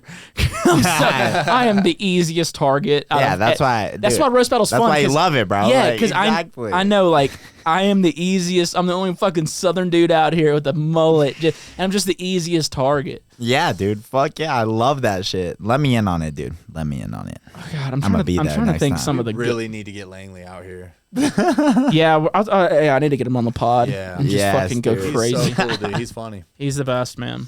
Good friend That'd be too. sick. But yeah, let's get to another fan question, Kyle. Yeah, I think this will be the last one here. I got these 4. Yeah, 4. Yeah. Yeah. I thought that was only the second one. Let me play the third one. Hey, Mitch. Hey, Tate. This is Yeah, I was wrong. My bad. Very good. Yo, Taboo, this is Jacob from Portland. What up, Jacob? So we just talked about shit Jacob. about your city. to give you another question here. My question this week, is it gross? Is it gross to make out with your partner right after they give you massive head? All right, thanks. Taboo sucks. Mitch is a bitch. Love you, GorillaT. Bye. You said his name was Jacob? Yep. Yeah, we just talked shit about your Jason's a city. savage, bro. and I don't take it back. I don't. After that one, it's a little hard. No, you're a savage for that one. He's honestly. awesome. Is it gross? You want to go first? Absolutely not. Yeah. If they're not doing that shit, bro, is it love? Like, come on. Like, I honestly think if she's even giving you head, it's disgusting. yeah. God hates I mean, that. that's the first. That's the first mistake. She's giving you head. What a whore. Jesus. You're going to hell, brother. You're going to hell. No, dude. Nah. I'm all about definitely it, not. dude. I actually won't. Here's my thing. I won't even kiss my girlfriend unless she's You had, eat her asshole first. Yeah, or like if unless she's had a dick in her mouth, I won't kiss her. Oh, dick. Oh, my dick. Sorry. Joking. No, honestly, same, bro. It's hot, brother. It's Oh, that hot. shit's hot, bro. It's hot. I'm bricked up. Like, It's hot. nah, the answer to that is no, bro. You got that shit. Come on. Yeah. Make it dirty, bro. I don't even want you to swallow. I want you to spit it back into my mouth. Fucking- Yeah, right here. Your boy's right here, dude. You can find here. I'll send you his address, right? Go ahead and send him the address, dude. I'm moving next week, baby. Yeah, I'm gonna post that shit on my story. Yeah, everyone pull up like taboo after party. Dude, honestly, that's so funny. That's so funny. Yo, party at my house. Yeah, I let's can do it, post bro. the address, and it's my old address. There's new people moving in. There's just a fast squad pulling up somewhere. That's awesome. I'm a Dude, fan. that would be good content, honestly. I dig it. Get a photographer out there, bro. Dude, just get sued by somebody. Yeah, dude. It's coming Alright. at some point. Oh yeah. Probably from the ex-girlfriend. That's probably where it's coming from. But that other caller. Literally, dude. Yeah. Well, dude, Wild. this was fucking awesome.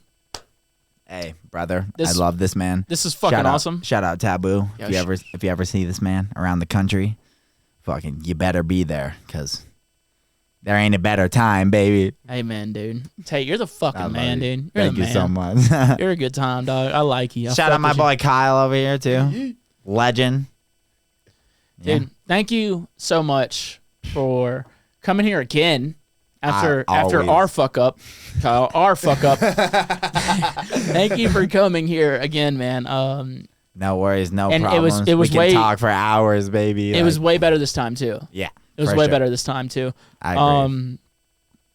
You're the man. Your music's fucking tits. I know you got Thank a you so headline much. tour coming up later. Well, it's been Yes. announced. Yeah, it's like the first show is I leave tomorrow morning at 4 a.m.